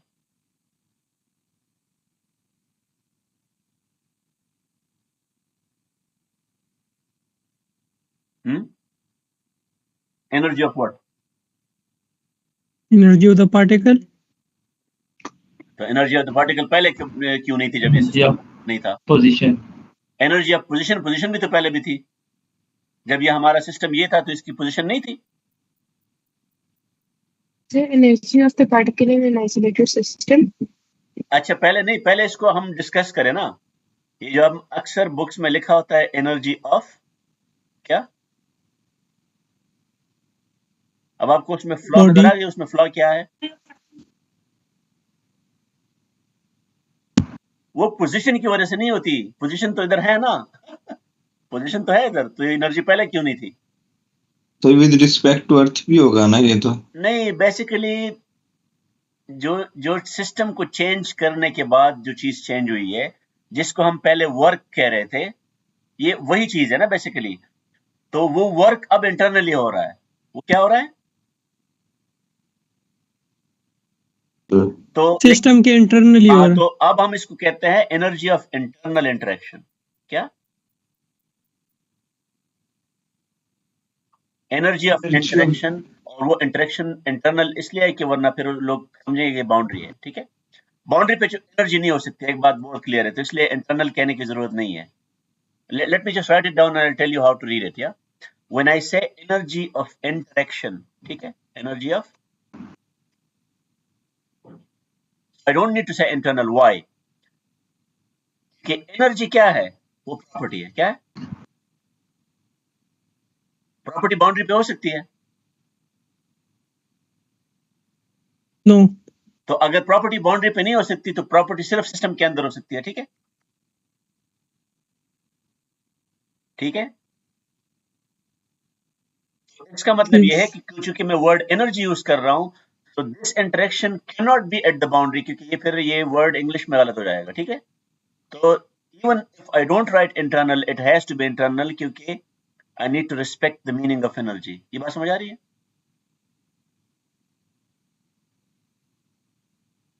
So energy of interaction is what you mean by potential energy, ठीक है। And that interaction तो वैसे बाउंड्री पे भी हो सकती है, लेकिन चूंकि एनर्जी है, इंटरनली क्योंकि एनर्जी है तो एनर्जी, सॉरी,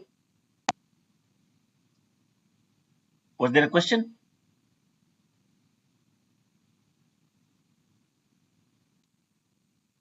So हमने बेसिकली डिस्कवर किया कि पोटेंशियल एनर्जी, पहली बात यह है कि it is a property of the system. तो प्रॉपर्टी सिस्टम की तब होती है जब सारी चीज उसकी अपनी होती है। ठीक है, so we discovered two types of energy now, the kinetic energy and the potential energy, right? We need one more example, क्योंकि ये अर्थ वाली एग्जांपल जो है ना, थोड़ी सी बहुत सारे लोगों को शॉक देती है। So I'll give you two examples and then you will see why this is actually reasonable, and physicists have actually realized this long time ago. ये बेसिकली न्यूटन के टाइम पे ये अंडरस्टैंडिंग नहीं थी, अभी पिछले जो 300 years है ना, 200 years I would say, not 3, ये उसमें क्लियर हुई है। So let me just give you one more example, and this will be so easy to understand. Let's say I have, Sir, elastic potential बिल्कुल बिल्कुल is the same. इसी तरफ हम जा रहे हैं। Basically, because you already mentioned that word, जिस तरह एनर्जी की 2 टाइप्स है ना, काइनेटिक और पोटेंशियल, तो बेसिकली पोटेंशियल की भी हमने जो स्टडी की है, this is only one type of potential energy. And can you suggest a name for this? ये कौन सी पोटेंशियल एनर्जी है, किसकी वजह से हो रही है? हाइट की वजह से, हाँ, तो इसको हम क्या कहेंगे? Gravitational. ग्रेविटेशनल पोजीशन, पोजीशन ना, gravitational position, gravitational, sorry sir, gravitational potential energy. So it means that there must be other types of potential energy as well, and you already guessed elastic as one type. ठीक है, तो अब हम उसकी example देखना चाहते हैं। So let's say I have a particle again. A rigid body model is a particle, and let's say it is attached to a spring, right? तो आप देखोगे कि रिजिड बॉडी की हम मास देख रहे होते हैं, और स्प्रिंग की कौन सी प्रॉपर्टी होती है? If you remember,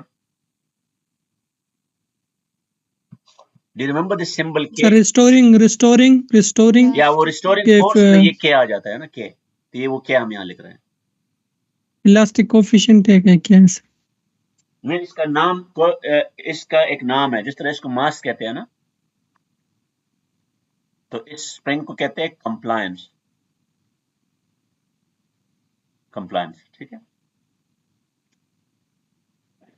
so and let's say I fix this to the other side, and now it has these two systems.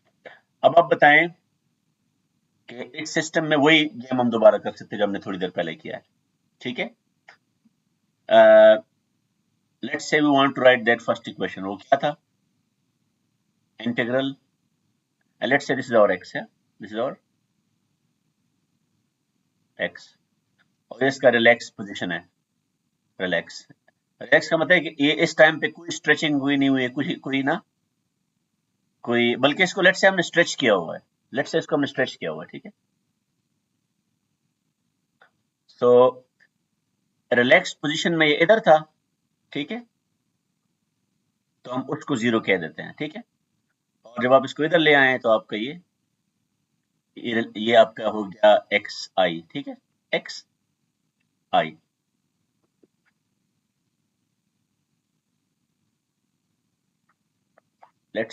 let's change or let's choose this as our relaxed position 0, yeah, and that is our xi।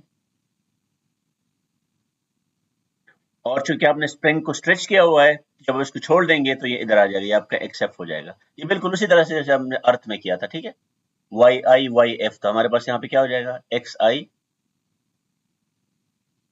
so we imagine that initially someone had stretched the spring, yeah, and then left it, and when it is left it tries to come back to some position, ठीक है। और अभी let's say 0 पे अभी पहुंचा नहीं है, उससे पहले हम इसको डिस्कस कर रहे हैं इन दो पोजीशन में, तो ये क्या हो जाएगा, एक्स आई एक्स एफ, और ये क्या हो जाएगा, स्प्रिंग फोर्स या स्प्रिंग फोर्स एफ के, जिस तरह उसको हमने एफ जी लिखा था, और you can even say F spring, ठीक है, एफ स्प्रिंग dx।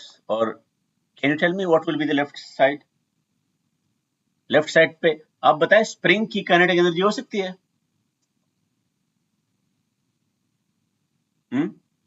हो सकती है सर। नहीं हो सकती, क्योंकि स्प्रिंग हम किसको कहते हैं, जिसकी एक प्रॉपर्टी होती है वो के, स्प्रिंग का मास नहीं होता, ठीक है, क्योंकि मॉडल है। आप अगर कह रहे हैं कि रियल वर्ल्ड में तो स्प्रिंग का मास होता है, तो वो स्प्रिंग रियल होता है। हम जब when we say spring in physics we mean the ideal spring, ठीक है, we are ideal world। Sir तो हम बॉडी का मेस लेंगे ना, हम स्प्रिंग का मेस क्यों लेंगे? बिल्कुल, तो काइनेटिक एनर्जी एस की होगी, इसकी नहीं होगी, ठीक है। लेकिन again before I can write that equation I need to define my system.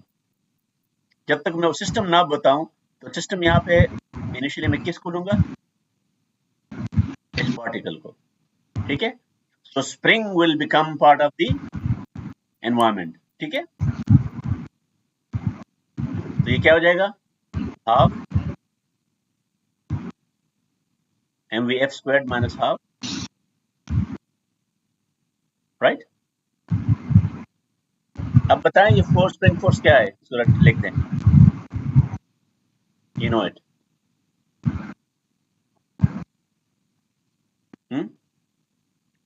जिस तरह हमने mg लिखा था, यहाँ पे क्या लिखेंगे, minus x minus x minus के एक्स, एक माइनस के के एक्स एक्स माइनस के एक्स। क्यों, क्योंकि के एक्स हमें हुक्स लॉ से आ रहा है, और माइनस इसलिए है कि एक्स राइट साइड पे है, और फोर्स आपने जब इसको स्ट्रेच किया है तो फोर्स ये लेफ्ट साइड पे लगाएगा, ठीक है, right.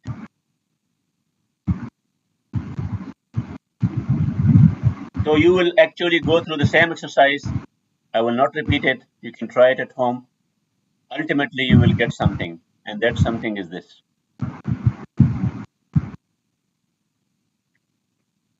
You will see this thing, half kxi squared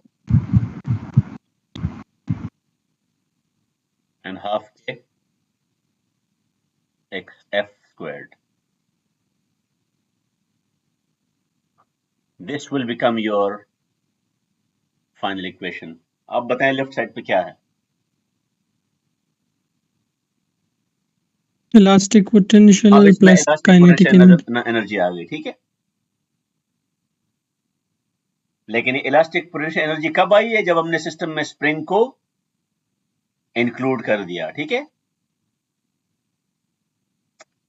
ये स्प्रिंग की एनर्जी है, ये मास की नहीं है, ठीक है।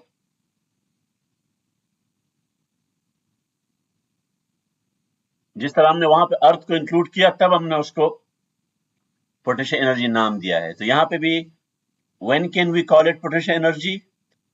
When we change the system, ठीक है। और सिस्टम अब क्या होना चाहिए? बताएं। सर स्प्रिंग के समय मतलब बॉडी सब कुछ मिल के, सिस्टम क्योंकि होना अगर आप चाहिए। बॉडी को निकालेंगे फिर ये half M V I square पर आप नहीं लिख सकेंगे। तो आप ये भी नहीं कह सकते कि मैं स्प्रिंग को mass, spring will not be your system because then you cannot write the kinetic energy, right? So you have to include both the spring and the mass in one system to be able to write this equation and give meaning to it. Okay? So now you have seen an example of the elastic potential energy. Is there any question in this? और अब आप explain करें कि why do we call it the interaction, energy of interaction? Can you explain now?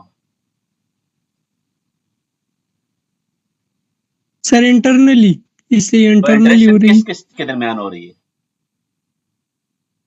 Spring and body के spring दरमियान। और मास के दरमियान, ठीक है। तो इंटरेक्शन पहले भी तो हो रही थी, लेकिन वो चूंकि बाउंड्री पे थी तो हम उसको इलास्टिक पोटेंशियल एनर्जी नहीं कह सकते थे, उसको हम वर्क कह रहे थे, ठीक है। Is there any question?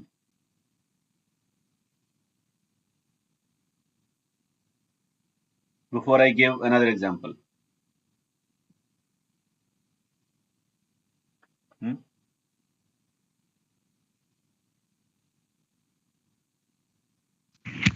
Sir ये इसमें नेगेटिव केस कैसे है? ये नेगेटिव क्या आप देखें ना, रिस्टोरिंग फोर्स है। हमने यहाँ पे एक्स आई को मैंने राइट साइड पे शो किया हुआ है ना, और एक्स एफ को लो साइड पे। इसका मतलब है कि मैं ये एज्यूम कर रहा हूँ कि somebody has stretched the string to the right. जब आप स्प्रिंग को स्ट्रेच करते हैं तो रिस्टोरिंग फोर्स किस डायरेक्शन में होगा? लेफ्ट साइड पे होगा या राइट साइड पे होगा? लेफ्ट साइड पे।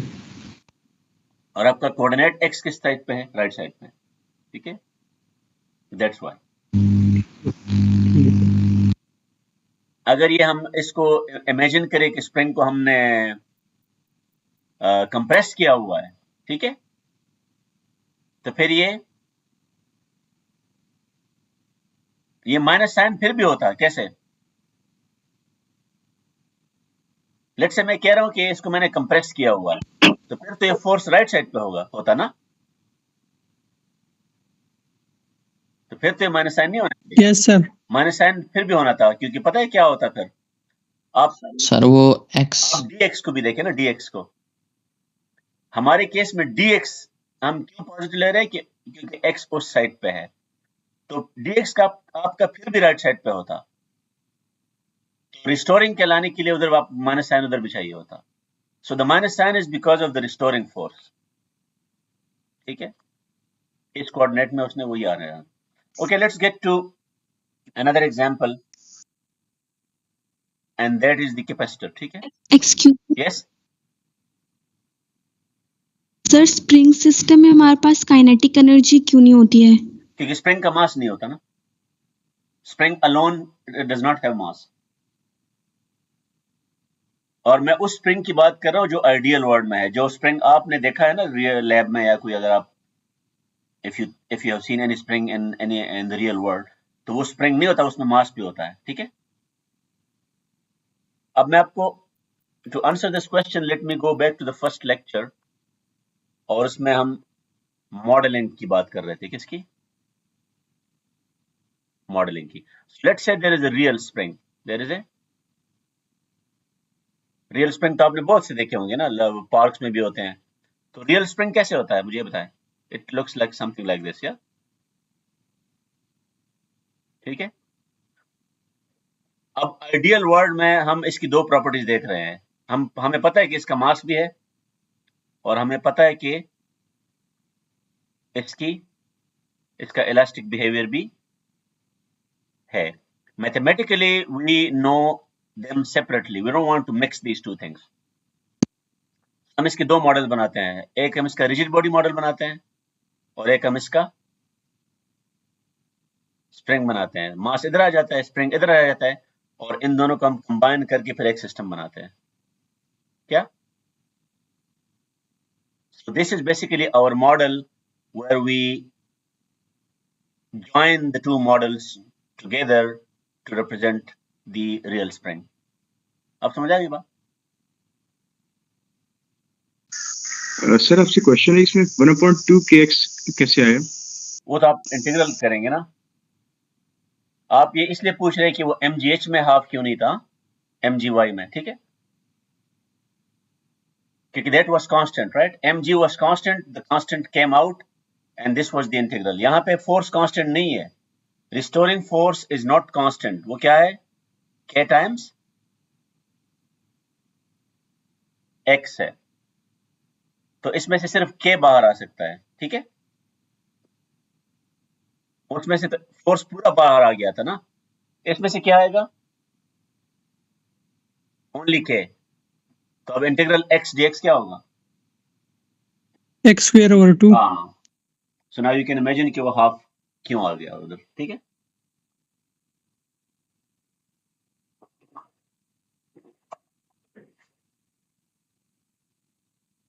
Now let's get to the next example. ये वाली बात सबको समझ आई है, ये रियल स्प्रिंग और आइडियल स्प्रिंग की? Yes sir. ठीक है ना? This is what we do. Yes, sir. This is what we do, क्योंकि अदरवाइज हमारे जो ये मैथमेटिकल मॉडल्स है वो इतने सिंपल नहीं रहेंगे.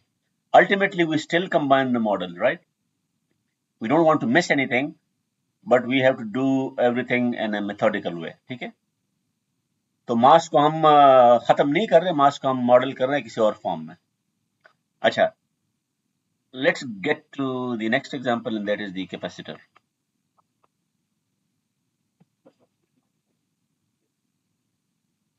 और कैपेसिटर में आपके पास क्या होता है?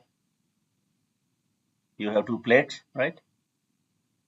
And let's say it has been charged. तो यहाँ पे let's say इधर प्लस आ रहा है. Although in this course we are not going to discuss electric fields, लेकिन ये सिर्फ ये पोटेंशियल एनर्जी को समझाने के लिए मैं कर रहा हूँ, ठीक है? और यहाँ पे कोई डाइलेक्ट्रिक होगा या स्पेस होगा या कोई और मीडियम होगा. अब बताएं इसमें कौन सी एनर्जी है?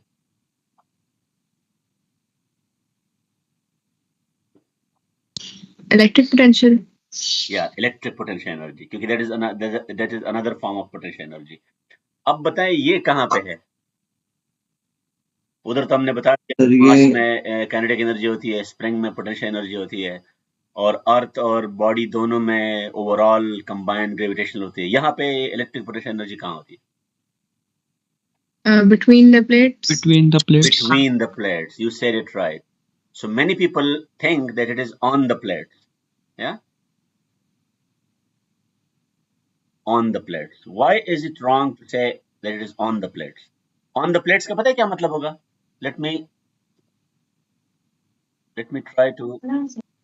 Sorry, ये क्या हो गया?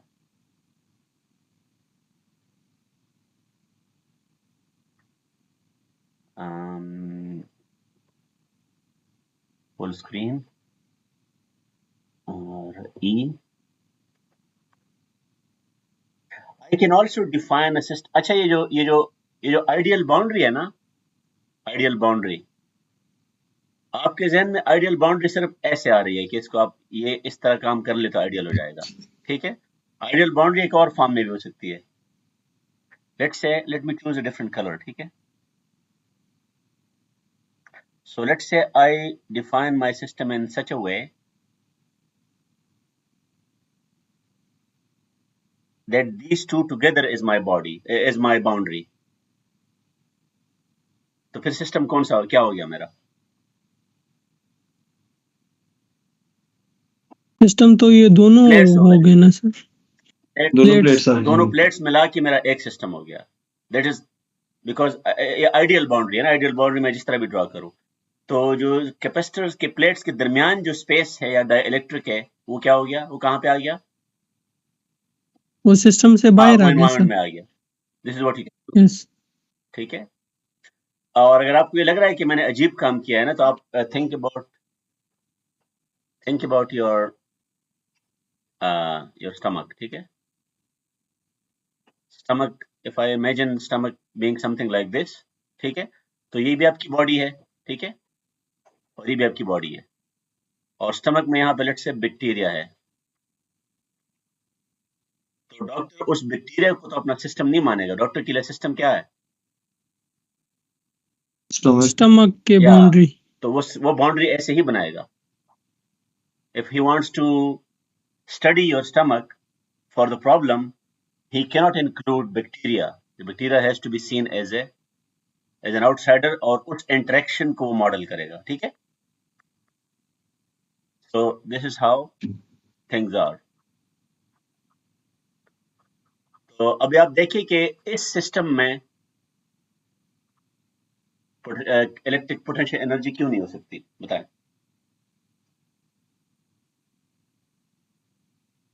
सर हम होल सिस्टम में ये दोनों प्लेट्स नहीं ले रहे ना, नहीं इसलिए ले रहे हैं ना, मैं दोनों को सिस्टम कह रहा हूँ ना।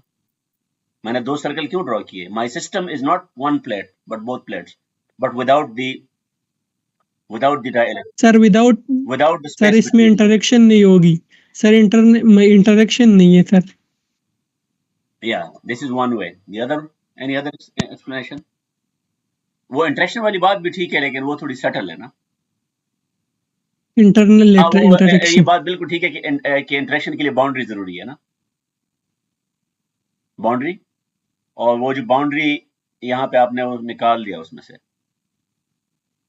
इसमें बेसिकली ये है कि आप क्यों कह रहे हैं कि इलेक्ट्रिक एनर्जी है, क्योंकि आपको लग रहा है कि चार्जेस हैं, आपको लग रहा है।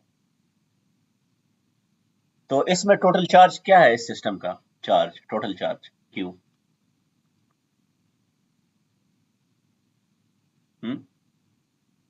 Zero sir. जीरो है, क्योंकि वो कैंसिल हो रहा है, प्लस और माइनस कैंसिल हो रहा है। तो इसका मतलब यह है कि the energy is not because of the charges. समझ आ गई? Energy is because the charges have been separated. ये चार्जेस एक साथ होना चाहते हैं, एटम में चार्जेस एक साथ होते हैं, ठीक है? तो because you have separated them, basically energy उस सेपरेशन में है। जिस तरह अर्थ की ग्रेविटी, आप यहाँ पे मुझे बताएं, अर्थ की ये एनर्जी जो mgy है, ये कहाँ पे स्टोर होती है? ये भी जरा बताएं मुझे, ये किस जगह स्टोर होती है? With in the place, sorry Within the beach space, में इनके store. within the space. Yes ये स्पेस आप रिमूव कर देना। when this object falls here and it hits the ground, ये एनर्जी क्यों खत्म हो जाती है? क्योंकि वो स्पेस नहीं रहता। स्पेस चाहिए उसके लिए, क्योंकि आपने वो जो ग्रेविटेशनल फील्ड है वो स्पेस में होती है। तो electric field basically is storing the energy, and electric field requires that space between, ठीक है? तो यहाँ पे भी हमें system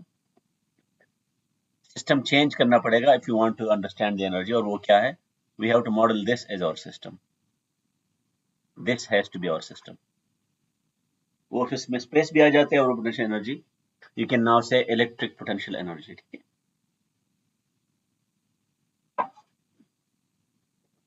Okay, a few more things, और वो ये है कि ये मैंने ये बताया। अब मुझे कुछ चीजें असल में ये याद नहीं आ रही कि वो मैंने किस क्लास में की थी ना। तो let me ask you a question and then I will get to know कि वो हमने इस सेक्शन में वो डिस्कस किया था कि नहीं। yes, we get back to the potential energy, ठीक है? Potential energy, and I'm trying to discuss two types, yeah, gravitational and elastic. Okay, now think about the same earth and the same object, but this time the object is complicated, and it's actually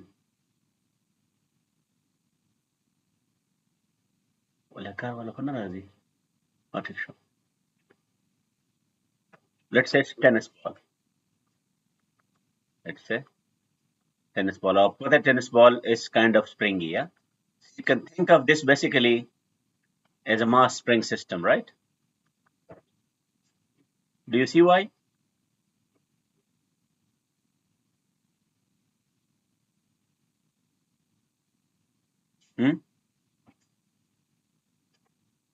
Why do I need to model this as a mass Sir, spring system? Sir क्योंकि जो tennis ball होती है ये भी एक spring की तरह behave कर रही है, इलास्टिक एनर्जी स्टोर कर सकती है और ये मास भी। भी इसका होता है उसका। Yes sir. तो अब आप देखिए कि मैंने वहां पे जब ये कहा था कि रिजिड बॉडी की पोटेंशियल एनर्जी नहीं होती, तो इसलिए है कि I was considering a rigid body, not an elastic body, ठीक है। तो रिजिड बॉडी की पोटेंशियल एनर्जी नहीं होती ग्रेविटेशनल। यहाँ पे आप अब अर्थ को इंक्लूड ना भी करें तो इसकी पोटेंशियल एनर्जी हो सकती है, क्योंकि वो इलास्टिक होगी। वो कौन सी होगी? इलास्टिक होगी, ठीक है। अब आपसे क्वेश्चन ये है कि when you hit a ball, ठीक है, you have a batsman or batter, and the batter actually hits a ball, the tennis ball, yeah, and the ball actually goes to the boundary. And let's consider a simple situation where it's only on the ground, yeah. So ground shot है और it goes to the boundary. वो cricket वाली stadium है, ठीक है। अब आप ये बताएं कि यहां से यहां तक there is this displacement, right? Displacement. So of course, let's say this is xi and this is xf. This is my x, ठीक है। So and the body, the object has mass, right? Mass. So it has this, right? It has this motion between xf and fy. So here's the work here, from here to here, xi, xf. What is this?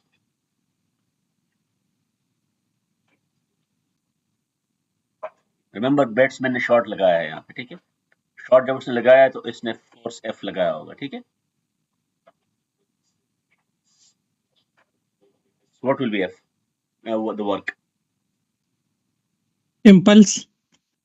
Impulse यहाँ तो time नहीं है ना, यहाँ मैं आपसे question यहाँ पूछ रहा हूँ। The change in kinetic energy of the ball. अच्छा, तो आप ये कह रहे हैं कि Potential. this work will be, remember you are not paying attention to this integral. The integral is from this xi to this f. So are you telling me that this will be the change in kinetic energy? Is this what you are saying? Potential. हाँ? Potential energy. Potential तो है ही नहीं। Potential energy. लेकिन position change. वो बाकी चीजें छोड़ दे, मुझे ये बताओ, ये फोर्स, ये इंटीग्रल क्या होगा?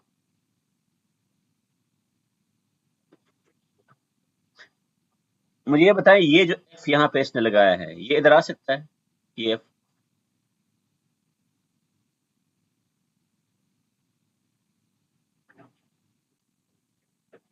Yes, sir. No, sir. No, क्योंकि ये नहीं f आ तो सकता। सिर्फ यहाँ पे है, ये इसके बाद तो ये छोड़ गया है। Yes, sir. Displacement पे तो नहीं है This सर। f, so इसका मतलब ये है कि आप you need to understand the definition of work. जब work आप कहते हैं कि integral of force over some path, this force must be existing along that path. ये force तो इधर है, ये तो खत्म हो गया, यहाँ कोई force नहीं है, यहाँ पे f0 है। समझ आ गई? Yes, Yes, sir. sir. तो यहाँ पे कोई वर्क नहीं हो रहा, वर्क इज जीरो। ठीक होगी बात? तो जब वर्क जीरो है तो ये बाउंड्री तक कैसे गई, ये एक्सप्लेन करें जरा।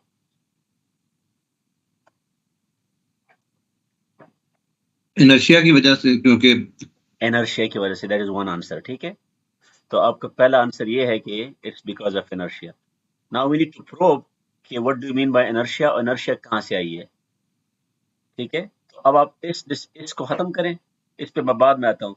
Now let's zoom in. ठीक है, मैं इसको जरा जूम करता हूँ। तो ये जो बैट्समैन है, बैट्समैन की बॉडी को साइड पे कर दें। You just focus on the bat, ये बैट है आपका। क्योंकि बैट को ये एनर्जी दे रहा है ना, तो यू ओनली, जिस तरह आपको याद है वो जो एलिवेटर था, we are only interested in the elevator and the object. Elevator कहाँ से एनर्जी लेता है, we are not interested in that. So bat को ये जब एनर्जी देता है तो बैट की क्या होती है, काइनेटिक। बैट की कौन सी एनर्जी होती है, काइनेटिक एनर्जी, और उसका मोमेंटम भी होता है। क्या होता है? So you can model this bat as a particle. So bat is one particle, और इसकी क्या होती है, इसका मास और वेलोसिटी होती है। तो इसका मतलब है कि इसका मोमेंटम भी होता है और इसकी काइनेटिक एनर्जी भी होती है। और लेट्स से जो दूसरा आपका टेनिस बॉल है, ये इसके साथ दूसरा बॉल है, tennis ball. So they interact. When they interact, you can now model this as an isolated system, right? ठीक है। इस इंटरेक्शन में क्या होगा, ये जो मोमेंटम है कहाँ ट्रांसफर हो जाएगा, बॉल में ट्रांसफर हो जाएगा। और वो जो मोमेंटम उसको मिलता है, आप उसको मोमेंटम कहें या आप उसको काइनेटिक एनर्जी, आपकी मर्जी है। व्हाई डू आई से आपकी मर्जी है? सर क्योंकि बैट के पास काइनेटिक एनर्जी भी है, मोमेंटम भी है। हाँ, मैं ये कह रहा हूँ कि यहाँ पे एक का फार्मूला mv है और दूसरे का हाफ mv स्क्वायर्ड है, तो दोनों में मास और वेलोसिटी आ रही है ना, स्पीड। तो आप ये कहें या ये कहें, it's ultimately the same thing. So that is what we mean by inertia, ठीक है। बेसिकली इनर्शिया तो नॉर्मली हम सिर्फ मास को कह रहे हैं, राइट? लेकिन यहाँ पे जो इनर्शिया का हमारे जहन में मतलब है, that's actually informal language. Technically it's not inertia, it is that momentum basically, or kinetic energy, whatever. और ये अब बताएं ये क्यों पॉसिबल है?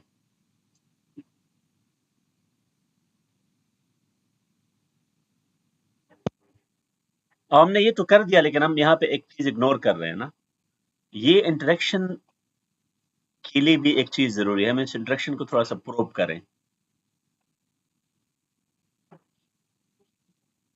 इस इंटरेक्शन में बेसिकली ये जो इस बॉल का ना स्प्रिंग ये होना बहुत जरूरी है कि इलास्टिक हो, इवन हार्ड बॉल भी, क्योंकि इस इंटरेक्शन में it changes the shape, right? और जो आप कह रहे हैं कि इनर्शिया इसके अंदर स्टोर हुआ है ना, तो it has to behave like a spring for that short time. हमने ये बेसिकली डिस्कस ये करना है कि बैट से ये एनर्जी इसको ट्रांसफर हुई है, तो इस दौरान इसका वो जो स्प्रिंग वाला नेचर है ना, कि ये अपने स्प्रिंग को कंप्रेस किया, तो for a tiny fraction of time you have that elastic energy, and that elastic energy is then released in the kinetic energy. जब हम कह रहे हैं ना कि यहाँ से kinetic energy वहाँ मूव हुई है, तो ये डायरेक्टली मूव नहीं होती, it moves through that elastic. First it is converted to the elastic form, लेकिन जो बहुत कम टाइम में होता है तो हम उसको नॉर्मली डिस्कस नहीं कर रहे होते हैं, ठीक है। So the conclusion from this is that whenever we speak of two rigid bodies exchanging momentum, so rigid इसलिए हम वर्ड यूज कर रहे हैं क्योंकि we want to simplify our model. Actually वो रिजिड नहीं होता, क्योंकि अगर वो रिजिड हो जाए, आइडियली रिजिड, तो फिर ये स्प्रिंगीनेस नहीं होगी और फिर ये इलास्टिक पोटेंशियल एनर्जी नहीं होगी और फिर ये ट्रांसफर पॉसिबल नहीं है।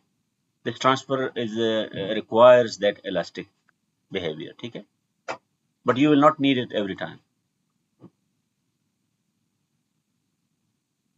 अब नेक्स्ट 2 क्वेश्चंस हैं and then we are done with this lecture. ये बताएं कि you are on the planet Earth and you want to jump, तो आप जंप के लिए क्या करते हैं? जमीन पे फोर्स लगाते हैं। तो जब आप जमीन पे फोर्स लगाते हैं, ठीक है, तो उस दौरान कौन सी इंटरेक्शन हो रही होती है? ये वाली, ठीक है, मोमेंटम एक्सचेंज, ठीक है। अब आप बताएं कि आप यहां से यहां पे जंप कर रहे हैं, इस दौरान अर्थ का आपसे कांटेक्ट खत्म हो गया, जिस तरह बैट और बॉल का कांटेक्ट खत्म हुआ था। यहाँ पे भी ये वर्क 0 है, ठीक है, ये वर्क अर्थ नहीं कर रहा आपके ऊपर, तो ये एनर्जी कहाँ से आई है फिर? उधर तो एनर्जी बेड से आई थी, ठीक है, आपकी जंप की एनर्जी कहाँ से आई है? अगर if the earth is not working on you because it has lost contact, या so where is this energy of jump coming from? Body से आई है ना हमारी से। हाँ, तो वो किस फॉर्म में आई है? बॉडी को क्या करना पड़ा है? That's what I want to no.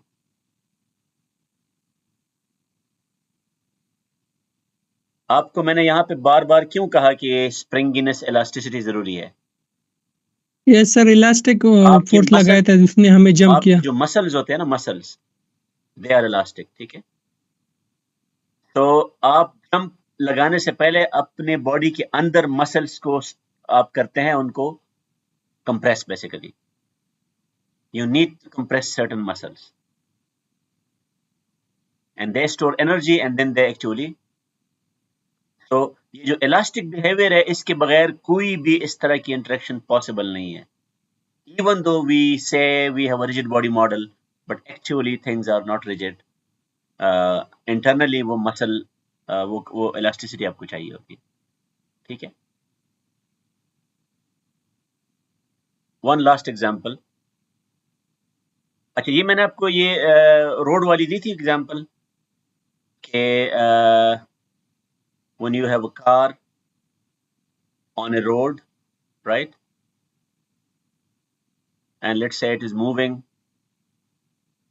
ये मोशन किस फोर्स की वजह से हो रही है?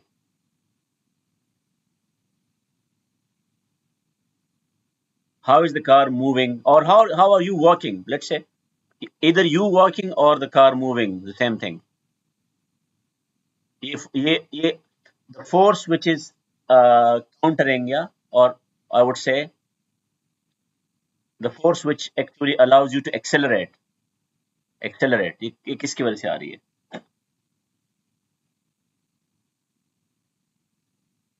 The reaction force of the earth. तो वो reaction, remember reaction is a broad name, so tell me the nature, which force? Chemical है ना, जिस तरह कार के अंदर फ्रिक्शन पेट्रोल। फोर्स। नहीं, वो जो आप जो इंजन की बात कर रहे हैं ना, इंजन का जो फोर्स होता है, व्हील कैसे घूमता है? अगर आपने आगे जाना तो व्हील कैसे घूमेगा? ऐसे। तो इंजन का फोर्स तो बैकवर्ड आ रहा है, ठीक है। This is the engine force, right? This is not the engine force. तो अब यहां पे बेसिकली अर्थ क्या करेगा when the wheel tries to move backward? Earth try to move. नहीं, अर्थ तो मूव नहीं कर रहा है, इट्स वेरी ह्यूज, लेकिन इस दौरान बेसिकली क्या होगा? फ्रिक्शन होगा, ठीक है। और फ्रिक्शन क्या क्वालिटी है कि friction is always opposite to the. तो अब फ्रिक्शन क्या है? along the motion, along, remember wheel is moving backward, तो wheel को तो अपोज कर रहा है, लेकिन गाड़ी को आगे ले जा रहा है। so it means that the wheel and the car, they are moving in opposite direction, right? ये बात समझ आ रही है? क्योंकि what the engine is doing, engine is trying to move the car, the wheels backward. तो अगर ये इसको आप इजाजत दे दे और अर्थ की फ्रिक्शन खत्म हो जाए तो क्या होगा? This wheel will try to skid back, ये तो पीछे जाना चाहिए, इसको पीछे क्यों नहीं जा रहा? किसकी वजह से?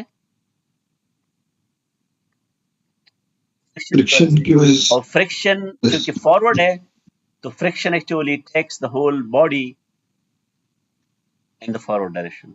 सो and the same is case when you are walking because of the friction, okay.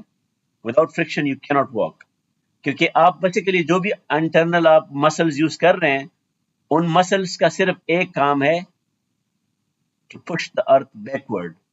You have not any mechanism which can push you forward. वो मैकेनिज्म आपके अंदर नहीं है, ना इंजन के अंदर है। No, we have not built. अच्छा, there is only one exception, और वो है आपका थ्रस्ट फोर्स। क्या?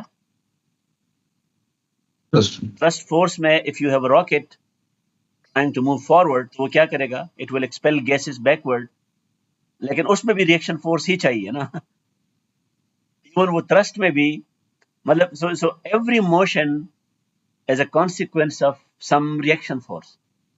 ठीक है, although we think we are applying a forward force. I think this was enough for today. और हमारे पास अभी आई होप कि इसने अटेंडेंस जो है ना रिकॉर्ड की होगी, मेरे ख्याल में माइक्रोसॉफ्ट टीम में पॉसिबल है। सर ये जो पीडीएफ है ये शेयर कर दे, इसे सेव करके हमें शेयर कर दे। ये पीडीएफ ठीक है, ठीक है, ये मैं शेयर कर दूंगा। और मैं I am also planning to maybe write some notes, क्योंकि ये शायद but maybe this is also enough, या मैं इसको सेव कर लेता हूँ, ठीक है। एंड आई विल आल्सो ये जो साइट शेयर कर देंगे। सॉरी सर आप साइट शेयर कर देंगे इस चैप्टर की? साइट टीम की साइट अच्छा इसकी स्लाइड्स, स्लाइड्स अच्छा नहीं इसकी जो स्लाइड्स है ना वो बेसिकली 3 चैप्टर्स है और 3 चैप्टर्स के 3 स्लाइड्स होंगे, और वो स्लाइड्स उसमें तो सारे न्यूमेरिकल्स और वो एग्जांपल्स और वो मैं नहीं चाहता था कि एक आउटलाइन में हो। So I have squeezed 3 chapters into 1 lecture, which means that you have to actually rely on these notes and maybe some notes which I will prepare later on. वो मैं हो सकता है इस वीक में अपलोड कर दूं, उसमें बुलेट पॉइंट्स होंगे मेनली। तो इस लेक्चर से आप सिर्फ एमसीक्यू टाइप की क्वेश्चन एक्सपेक्ट कर सकते हैं, क्योंकि इसमें हमने कोई प्रॉब्लम सॉल्व नहीं किया ना, ठीक है।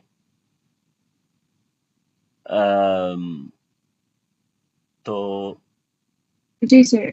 सर वैसे मैंने पूछना था, will we be doing numerical जैसे हमारे कोर्स में, because बाकी कोर्सेज में they are doing numerical जो आ रहा था। नहीं, न्यूमेरिकल्स तो हमने पहले किए हैं ना बाकी चैप्टर्स में, इसमें नहीं किया ना हमने, इस लेक्चर में नहीं। तो बाकी चैप्टर्स में भी ऐसा हमने न्यूमेरिकल्स नहीं किए। हुई थी ना उसमें, इसमें नहीं है ना। ये जो 3 ये सर बेसिकली कोई 4-5 न्यूमेरिकली किए थे। नहीं, लेकिन वो तो मैंने आपको लेक्चर के स्टार्ट, ये कोर्स के स्टार्ट में फिलॉसफी बताई थी क्या, कि I will only cover a few problems but each problem will be done in such a way that you learn many other problems. तो ये वो स्टाइल तो नहीं है ना कि मैं 100 प्रॉब्लम्स कर दूं और वो आप रिपीट कर दें और रिप्रोड्यूस कर दें। जो लोग ज्यादा प्रॉब्लम्स कराते हैं फिर वो क्वेश्चन भी फिर वो उन्हीं में से देते हैं ना नॉर्मली। तो I am against that kind of teaching, ठीक है। So we want to spend more time on just a few problems so that you learn, actually you should learn swimming and then you should know how to swim. तो problems, हर problem को solve करने के stages यही है जो हम discuss कर रहे होते हैं। You just build a model and then you analyze it, and then you assess your solution, reflect on it. वो स्मार्ट वाली चीज है, वो तो कहीं भी चेंज नहीं हो रही, ठीक है। So let's end the, नहीं अभी हमारे पास है, but maybe I end the class क्योंकि आपने अगले के लिए, अगली कब शुरू हो रही है आपकी क्लास? 10:30 पे, तो ठीक है। तो ये मैं इसको अभी लेट्स सी कि ये यहाँ पे अटेंडेंस के लिए मुझे कोई क्लिक तो नहीं करना पड़ रहा। आई थिंक अटेंडेंस इसमें टीम्स में ऑटोमेटिक होती है। Do you see any interface of pressing something to show your attendance? कोई आपको नजर आ रहा है? पीपल में से हाँ, पीपल नहीं, वो तो लंबी लिस्ट हो जाएगी ना मेरे ख्याल में ना। ये one of the reasons we chose Microsoft Teams is that the attendance is recorded automatically. So anyway, thank you all.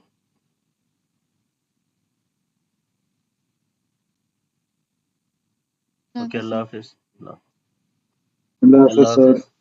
Allah Hafiz. Allah Allah Hafiz. Allah Hafiz.